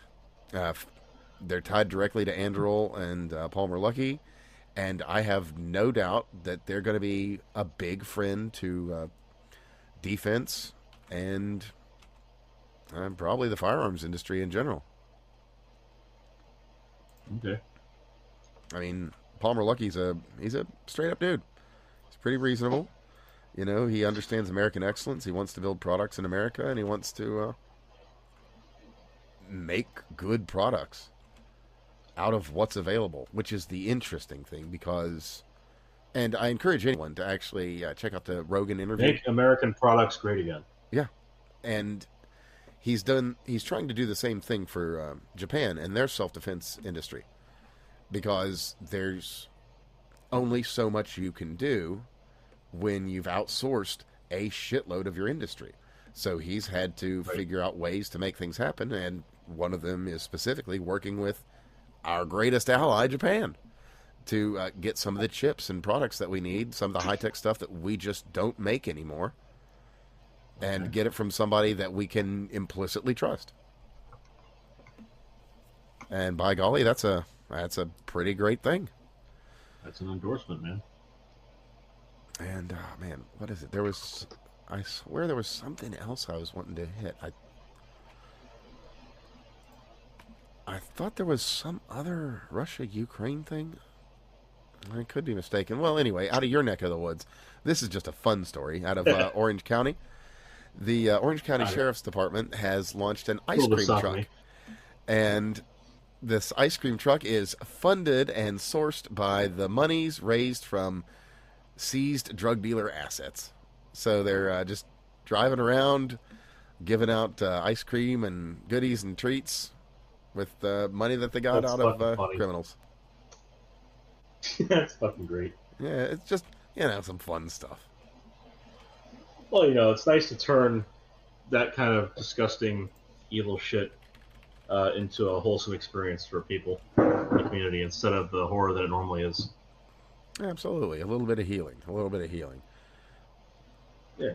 Still waiting on everybody that's been debanked up in Canada to be made whole, but, Well, yeah. That's Kanukistan, so they have their own. Exactly. The Canadians, People's Republic of Canada, CCP people, Mm-hmm. Let's see how they land. You hear that they decided that they needed an embassy in Greenland. You see who they sent the Inuits over there to open up the Canadian embassy in Greenland? That is dumb. It's not really even a way to like sugarcoat the landing on that one, is there? It's just like, stupid. Oh man, like they're so dumb. Those fucking dumb guys. Goodness fucking gracious. I mean, I wish them well. They are our neighbors. I also wish they would just accept that they are a state and get it over with. Because as soon as they do that, we are able to show up and help them out with things. Can't really do that right now because not allowed. Yeah, it's a funny world. Could be allowed though. Funny world. Oh, speaking of funny worlds, we've got just an update from Kevin Spacey. He says that he's actually, quote, open to playing Jeffrey Epstein in a biopic. That's great. Which, I mean, okay, fair, but then... That's great. I like that. That is the kind of humor we need from a guy like him. Yeah. And, of course, it does beg the question, who plays Kevin Spacey? But... Yes, anyway. It does. And, of course, we've also got a fun one here. I'm not going to bother playing it, but it's you know what? I got an answer. It's not going to be a perfect role. What if they got Dan Aykroyd to do Kevin Spacey? Okay. Right? You can see it, right? All right. And I'll also include Ryan Long put out a funny little mini skit just a couple days entitled "Billionaires Emailing Epstein," and I'll just include that for everyone's joy. That's a good one. And edification, because it's lovely. It's just a lovely little thing for you to enjoy. He does such a good job with that one. It's excellent. It's absolutely excellent. Say what you will about us Jews. We are fantastic comedians. And let me see here. What else have we got? Oh, yeah. That's right. Not so much good news, but interesting news, because there's been some real fun submissions. So they're doing a triple prize winning thing here for Grok videos that are potentially going to get played during the Super Bowl tomorrow. We'll see. You know who's not going to be watching, though? Hello. I'm going to say, you got two thumbs, and it's this guy. Yeah, I'm sure I will find something to do. Probably play video games or something. I don't know. I'm going to be asked about it, I'm sure, but I'm not going to say like I normally do. I didn't watch. Sorry. Yeah. I'm boring like that. Well, anyway, they are running a fun contest here. $1 million, $500,000, $250,000 to the top 3 videos that people will create using Grok with Imagine 1.0. And there have been some really, really good ones. A surprising amount of Will Stansel and Will Stansel adjacent content. Interestingly enough. And of course, Stone Toss put together a very good one. I'll include that link as well. It's not as inspired as Emily Eustis's, but it's pretty good. All right, what else have we got? Oh yeah, I'll let me grab the link here and throw that in, because Jake Shields is speaking with an attorney re the New Mexico Powerball 2008 nonsense.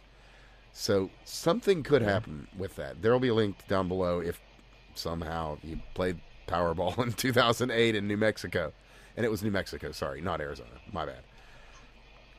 Was there anything else I was wanting to hit up? Not, man, we hit most of the heavy points. Oh yeah, there was a funny video that got released that happened to have a short snippet of another video at the end of it. And of course, Trump caught some hell for it and did the right thing, saying, I have no idea what you're talking about. Or, that's racist? Well, that's news to me. I'm just hearing that now. I'm just learning that today. Good response, by the way.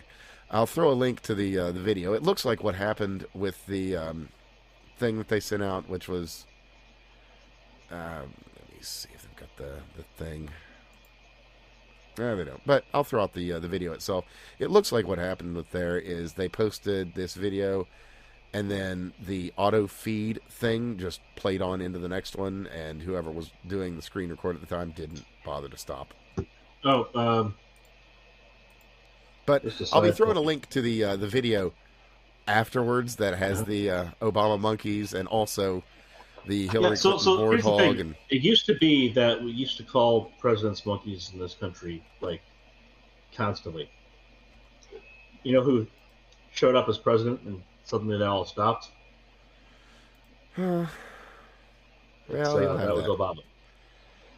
Yeah, so like, I'm just saying, like, the fact is, every president prior to Obama has been compared to a monkey, if not like semi-regularly, then like consistently. So look at all the political cartoons of George Bush Jr. Oh man, they were ruthless about him being a monkey. Yeah.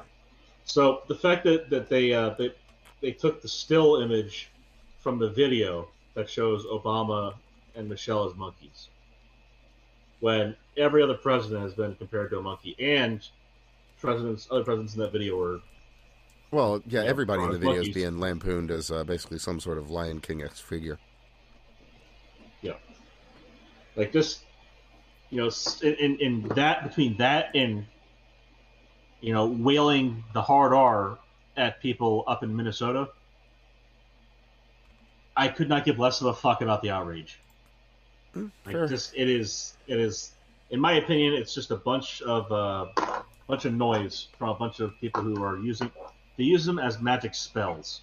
They say the magic word and they expect a response and behavior. Fuck them. I don't care. Yeah, that's fair. Because again, this is not anything different from other political satires, and then they have hard R people up in Minnesota. They're out. It's like you're not going to be able to just shriek that at somebody doing their fucking job and mean it in a racist manner. Like, you don't get to just do that and then cry about a video like this. No, yeah, that's true. That's true. Kind of how it works. That level of hypocrisy is not going to fly. I mean, they're welcome to continue trying to use it. Good luck, as they say. Exactly. I hope they show it to as many people as possible in the context of them shouting the hard R. Like, just make sure that when you go out there and you discuss how reprehensible it is, make sure that's how you characterize the people in the picture that are being satirized. Well, look, a couple of hard R's have been drawn as monkeys. Make sure you're doing it with your whole chest. Yeah. Pronounce it to the world, as they say. Yeah. So on that though, for pronouncing things. Well, I've got two last ones. One that's funny, and then finally really good. This is neither, but I think this will set in nicely before we get to the last two. Yeah, what you got? So Randy Fine has been the same way that we have DeSantis, where we had DeSantis, amazing governor of Florida. Randy Fine has turned out to be an amazing representative in Congress. Unfortunately, not mine. I live in the liberal hell star of North Central. But thankfully outside the city limits, so go fuck yourselves, those guys. Best university in Florida, though, and my alma mater. Love the place. Randy Fine coming out and going after Mamdani has been fucking great. Randy Fine is the guy who was told, hey, you're a dual citizen because you're Jewish, even though the guy hadn't been to Israel until he was 35 years old, just to visit. And so he said, you know what, you're right. Dual citizens should not be in Congress. Let's go ahead and make that law happen. So he's the one who's behind the Republican push to get rid of dual citizens in Congress. Yeah, no, you should have to give up. He seemed to be pretty reasonable. He's on fucking fire right now. And he knows it, which is good, because that means he's going to keep doing things by the book and not be a faggot about shit yet. Yeah, one hopes. Oh, but because that's what happens with Congress critters when they get a little bit of popularity. They tend to go, not just now's the time. not just dumb the shit. Congress peoples, not just the Congress peoples. So we've talked about the massive railway, high speed rail out of California and all the progress that has been made on it. All mile of it, yeah. Well, I've got some news about it. Well, it What caught kind on of fire. news do you have about it? It caught on fire. All right, you're gonna have to explain this to me slowly and with using small words. So they had laid the forms for another one of the piles or whatever, and Piles. That's a big word. God damn it! I said small words. Okay, wood form burn. Ugh. Yeah. Okay, What so the fuck in one of the happens? sections where they were doing like an overpass on the actual train, one of the wood forms somehow caught fire in California. I'm sure that we'll never, ever figure out who could be responsible for such a thing. It's a mystery of mysteries. Luckily, there were not any tracks that were damaged. What about any witnesses? Well, there were witnesses to it burning. And, they didn't at the the good news. It's a good news, bad news thing. The bad news is this happened. The good news is this doesn't set them back at all. No time lost. They are exactly where they were, a week ago. I guess. I wonder how that mansion renovation in LA is going. Anyway, so let's close this out with. Actually, that's a good question. It's not for that area because fuck that guy. But what about the renovation of the White House? Considering that was what it was compared to previously. Let's see if there's been any updates on that. As a matter of fact. Yes, that's good. That's a. Well, I'm curious about. There is not. There's not on Google. Hold on. Let me check a real search engine and see if it gives me anything. Please. We'll try this on 3 different ones, see if we can get anything. Alright. New York Times. Okay. So they've got a new rendition. Oh, okay. So we've got a new rendering as of 4 days ago. Have we got any updates on the current state of the build?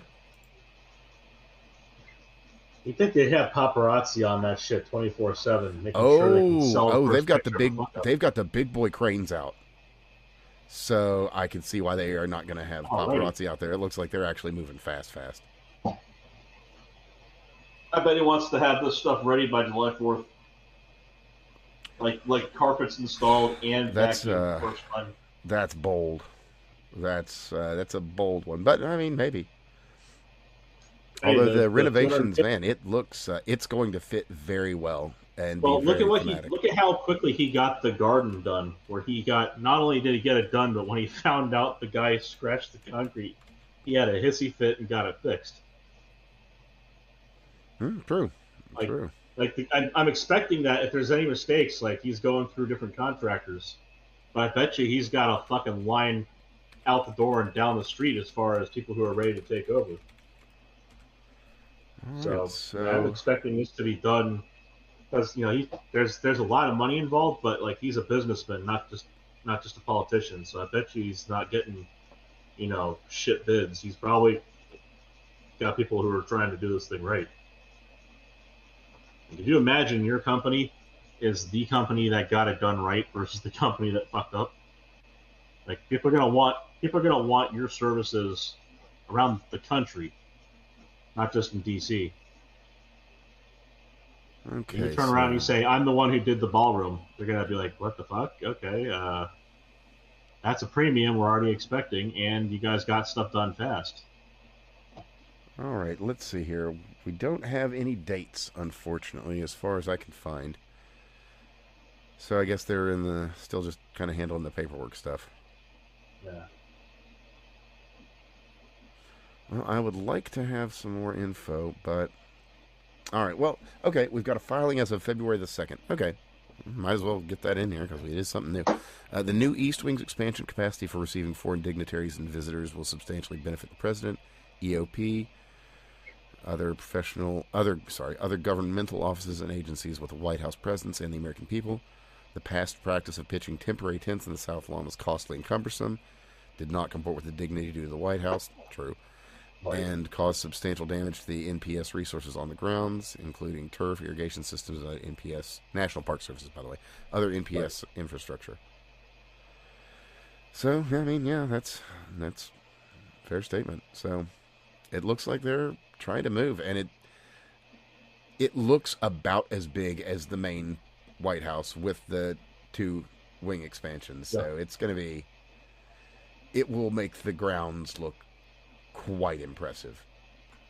So my theory on this, of course, is that this is going to be a precedent set so that they have carte blanche to do the other side of the White House.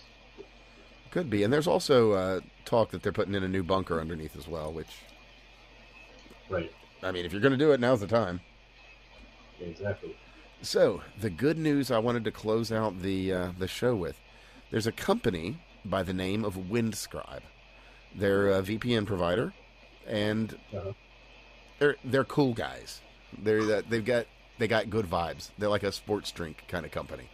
You know, somebody worth just keeping an eye on because they're cool. So, they got raided. Got raided by the Dutch authorities. No warrants, no nothing, just popped on in there, took one of their VPN servers right out of their racks, and said they'll give it back after they have, quote, fully analyzed it. So, Windscribe, according here, they use RAM disk servers. So,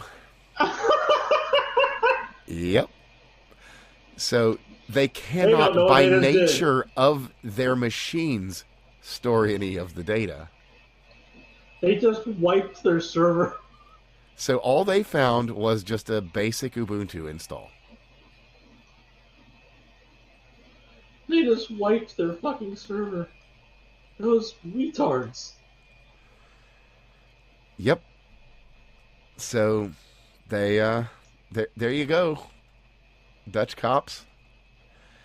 And there you go, VPN. I'm sure they didn't listen to them saying things as they walked. I bet you they were trying to be helpful. Like, look, no. We can help you out with this. Like, no, we have a warrant. Or no, not anymore. Like, no, we want this server. This one right here, we're taking it. It's like, at a certain point, you just got to throw your hands up and go, all right, man, whatever. Yep. Those dipshits. Holy crap. Yeah. That is on the level of some of the shit they've tried to do to the Pirate Bay. That is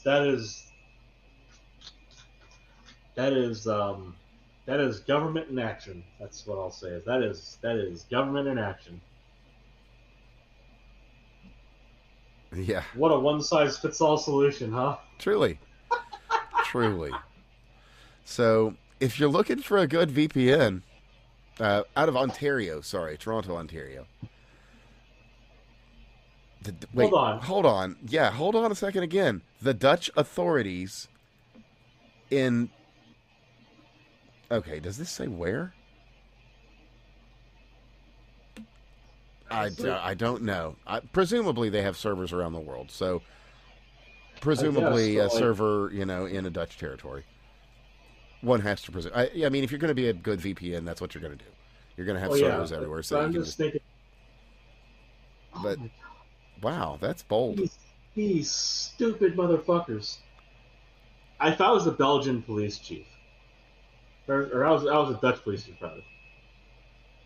And I heard them come back in and they say, "Yeah, we collected the server. All we found was a basic Ubuntu install." And I found the server was chock full of RAM disks. My God. That's just these are those scenes from the Three Stooges where they clap their heads together. Yep. Oh. It's just like, you give me your glove and then take it and slap the other one with it. Yuck, yuck, yuck. Holy crap! Yep. Whoever's the lead investigator's got to be like red in the fucking face. But here's the thing: is what you can appreciate from the outside on this. What if they're going after a pedophile ring? Then there's a reason for them to want to look for where they're being able to talk to other people around the world. There's a reason for them to go after, the connectivity so that they can find a way of gathering intel and build a case. And if your fucking underling comes to you and says, hey boss, I got the server where we tracked these people down to, and then we disconnected it and moved it, and now it has an Ubuntu install on it. I mean, just beyond the VPN being a VPN, which largely are run as logless instances as just a way for people to get through. Like, a VPN service will probably be a bit of a PETA for you to get them to do things for you. But if you come to a VPN service and you say, look, here's the list of people, here's the evidence. These bad guys and the crimes they committed. Can you help us? Exactly. You're not going to have a guy who's just going to be like, look, well, I just can't help you. It's like, look, okay, you have this evidence. Every now and then you're going to get, you're going to get a Julian Assange that's going to be like, no, I'm sorry. That's just my principles. Even he. The thing is, you don't need to worry about the log side of things if you just pass through on the other side of the VPN. Like, if you don't hold any of the data they're looking for, you can be very clear about that and help them out. And by help them out, I mean simple things like if you disconnect that server, none of the evidence you want will be there anyway. Like, it doesn't exist beforehand, and if you unplug it, it will definitely not exist. Well, and on top of that, their claim to fame is they don't keep logs and never log that's most VPNs. Identifiable information. Logless. Most VPNs are logless. But again, they don't need identifiable information to show, okay, you suspected this account, and here's the payments. Here's the payments that account has been providing. The payments are not logs. Payments are separate from logs. That is evidence that you can be used to build a case against, say, a pedophile ring. That's where you go to a bank afterwards and say, look, we found these payments, and then yada, yada, yada. But the fact that they disconnected the fucking server blew all that up. Oh, yeah. I just... Now there's no data. Look, exactly. Like, you don't need to expose all of your customers to help indirectly with a police investigation competently, and to do so without violating the agreement you have with your customers about protecting their privacy. Like, you don't need to violate their privacy to help out with an actual police investigation that's doing something important. That's possible. Just the fact that they could have said, like, hey, we can't provide you this information even if you wanted it, but if you go and get, say, I don't know, a warrant, you can come and access the server on our premises with one of us watching you. Like, that's also a possibility. Instead, poof, gone. Just... like a fart in the breeze. Right. It's just... and there we go.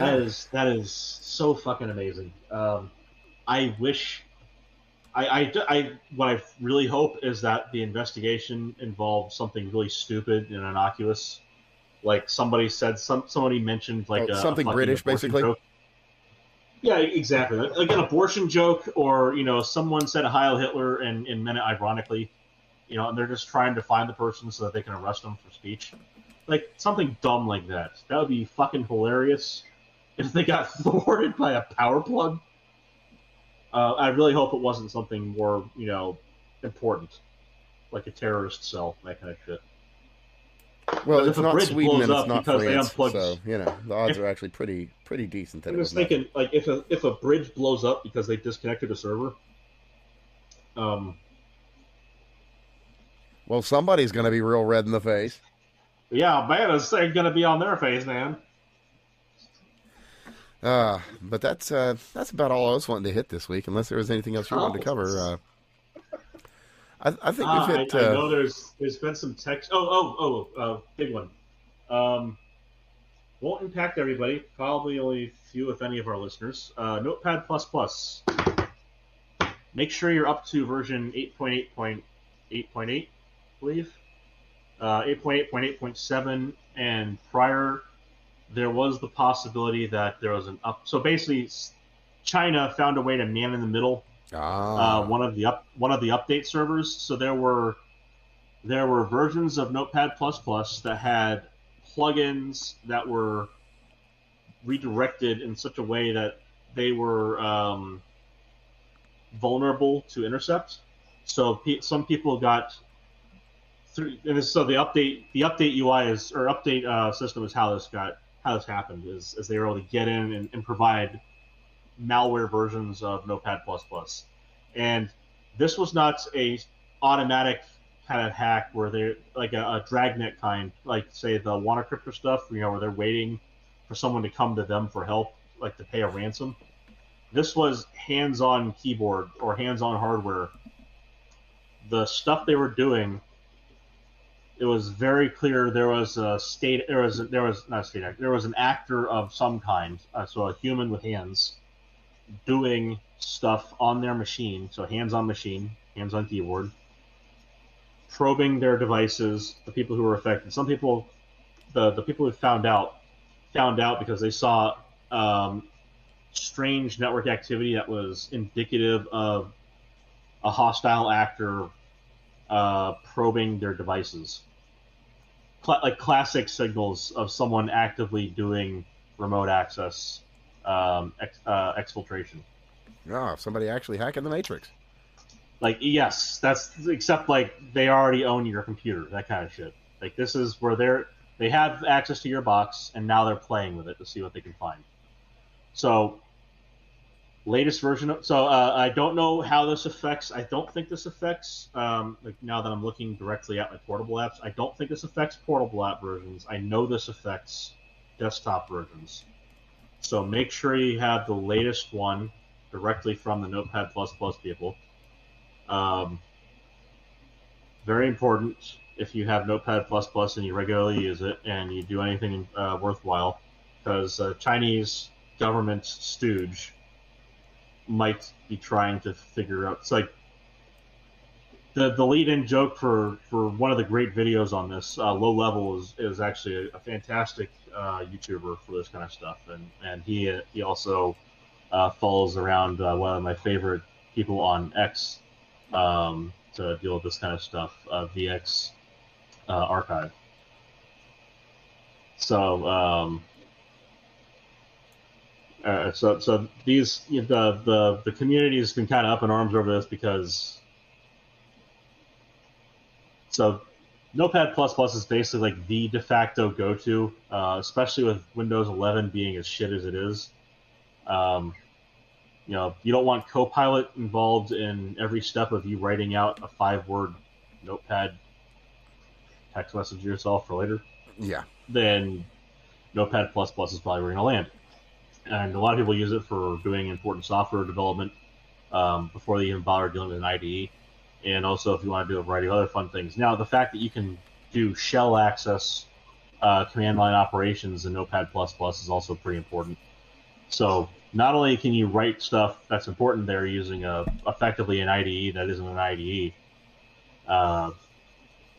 because the integrated part's not there. It can compile code.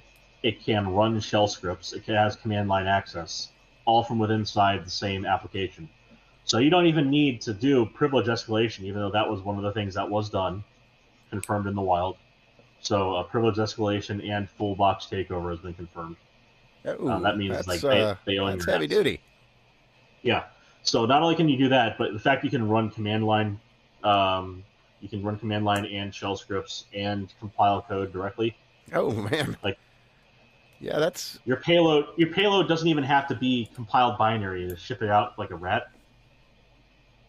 Like a remote access terminal. You don't even have to have that compiled to ship it out. You can just send the raw C code, compile it on device, and run it.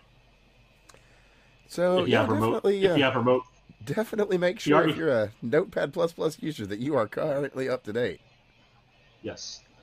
Very Now, much this so. is not to say that everyone else was compromised. What this means is that there were state actor implications for compromising specific users before. So not everybody's going to be targeted by this, but the fact that they were reaching out, like if you're a dev at a company, this is you.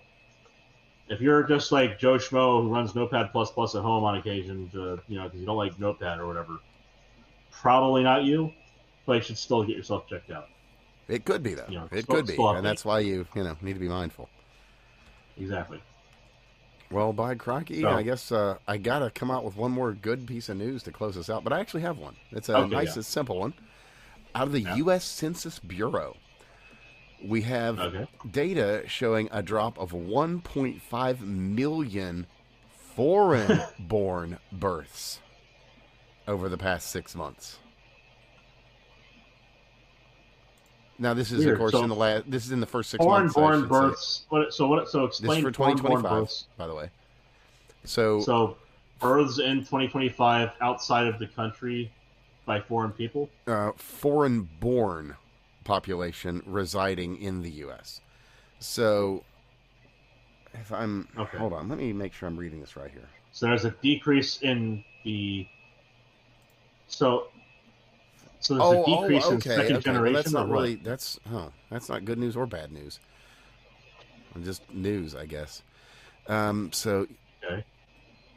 Yeah, this doesn't really have a bunch of data, unfortunately. So me as the what am I? So great grandparent is first, grandparent second. So I'm a fourth generation. On my mother's side, probably like four times that on my dad's side. Yeah, I don't know if that's really good news or bad news. Just news, I suppose. Okay. Residing in the way I'm reading this, it seems like foreigners that were born on foreign soil are having less children as they reside in the United States. But that's typical, though. But that's just not. There's not enough data here for me to actually say that, so I'm not sure. So let me just contextualize this. The difference between third world and first world birth rates largely comes down to the ability to satisfy the rest of your life, which is, if you're not populations that are not under high duress just to survive, you're not like a subsistence farmer, tend not to have as many children because they spend more resources on those children, and they don't just need hands to do labor around the farm. Now, if I am reading this right, that does mean, it is. Again, if I'm reading it right, if I'm not gonna misreading, it would appear that birth tourism is in the decline. That would be interesting. That's a good thing. I strongly agree with discouraging birth tourism.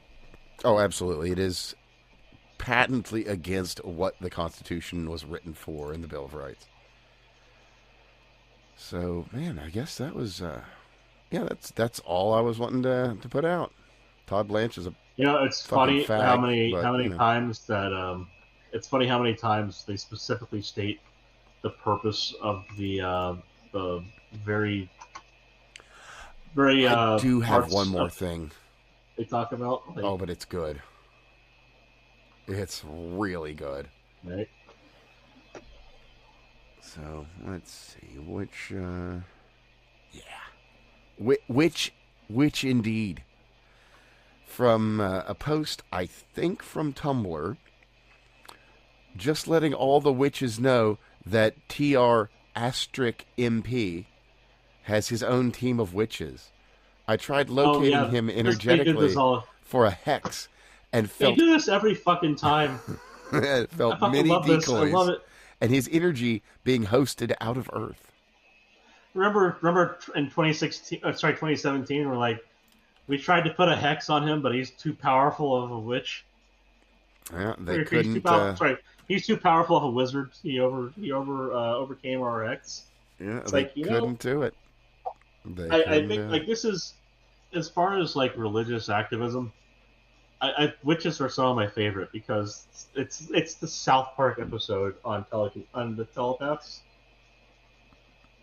You know, no, no, no, no, no, no. Pew, pew, pew. So They're so full of shit. They're so full of shit, and I hope they get all the attention they want because I think it would be very funny.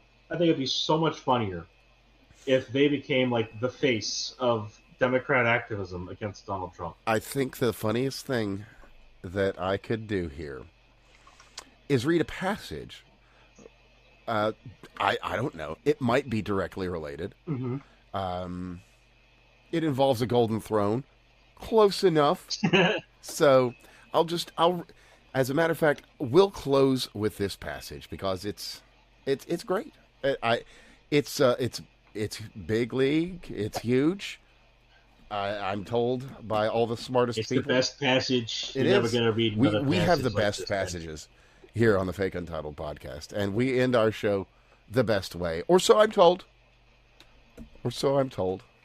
Anyway, this episode is too many hours. You're going to be tired of all the hours. Okay, well, maybe. Let's hope not. Anyway. Possibly. Yeah, well, fair's fair. But anyway, in a bright flurry of shattering silhouettes, the troop of joyful tears departed the webway. The hall on the far side of the portal was of lifeless stone, part paneled in wood, killed 1,000 light years away and brought in slow-drying agony across the stars. This world was as dead as its ruler. The stink of humanity lay thick upon it. The statues near the ceiling coated in dust. The shed skin cells of people 500 cycles gone. The psychic effect was a hideous weight. Thousands of years of human suffering pressing in on L'Ariel's sensitive mind, and that was the least of it. Crushing the sensations of the dead of the earth was the titanic presence of the corpse emperor. Such power made L'Ariel's mind reel, and for a moment her contempt for the creatures of Terra wavered. The mind of the emperor was a mountain in the surging madness of the other sea, blinding in its brilliance. The great powers circled this place like razor shark waiting out the death throes of a void whale. That terrible presence held them back, and all his little servants were ignorant of it. Unease gripped her that she would be noticed by the dark gods or their defier, and the fragile flame of her being snuffed out. The feeling passed. The regard of the things of the other sea was ossified. So long had they fixed their gaze on the earth. The emperor did not shift his regard. His attention was elsewhere, upon the blinding pyre of souls, navigation beacon of the Monkey. She had no indication she was seen. There was little relief in that. She had laughed in the face of she who thirsts, but the corpse emperor filled her with a sense of dread. Maybe related, maybe not. Who knows? 40,000 year human empire. I'm down. I have one that will close us out. What you got, man? I just posted it in the staff chat. All right, what we got here? I came up with this one. Well, yesterday. lay it on us, man. Go for it. There once was a knight in the grass who wore a shiny silver cuirass. When a bandit stood behind him and came up inside him, he'd forgotten to cover his ass. Well, there you go. There you go. Hi, hi, hi, hi. Your mother sold rubbers at dance clubs. Classy. I expect nothing less. The dirty limerick song is one of my favorites, and I happened to be listening to music last everybody night. knows there once was a man from Nantucket, but that's a story for another time. I happened to be listening to music last night, and came across the dirty limerick song from a person who is now passed on. Unfortunate, probably one of the best singers of it, because he's just an old man looking into the camera, trying not to laugh his ass off. All right. Fair dues. So, everybody, it's been a pleasure You can find my man Craig at CraigBob99. You can find Steve at Ratman720. I'm Evan at That Fake Guy Dan. All the places except Facebook because it's weird. And Toss them around by us, Willie. everybody share the show about. Tell everybody that you know what they ought to be doing, and that is tuning into the Fake Untitled podcast. One way or the other, here, there, somewhere, everywhere. But anyway, everybody, be well, be safe. If you made it all the way to the end, bless your sweetheart. Leave a comment. Let me know. Anyway, What a trooper. absolutely. See you soon. And remember, Sam Hyde was right.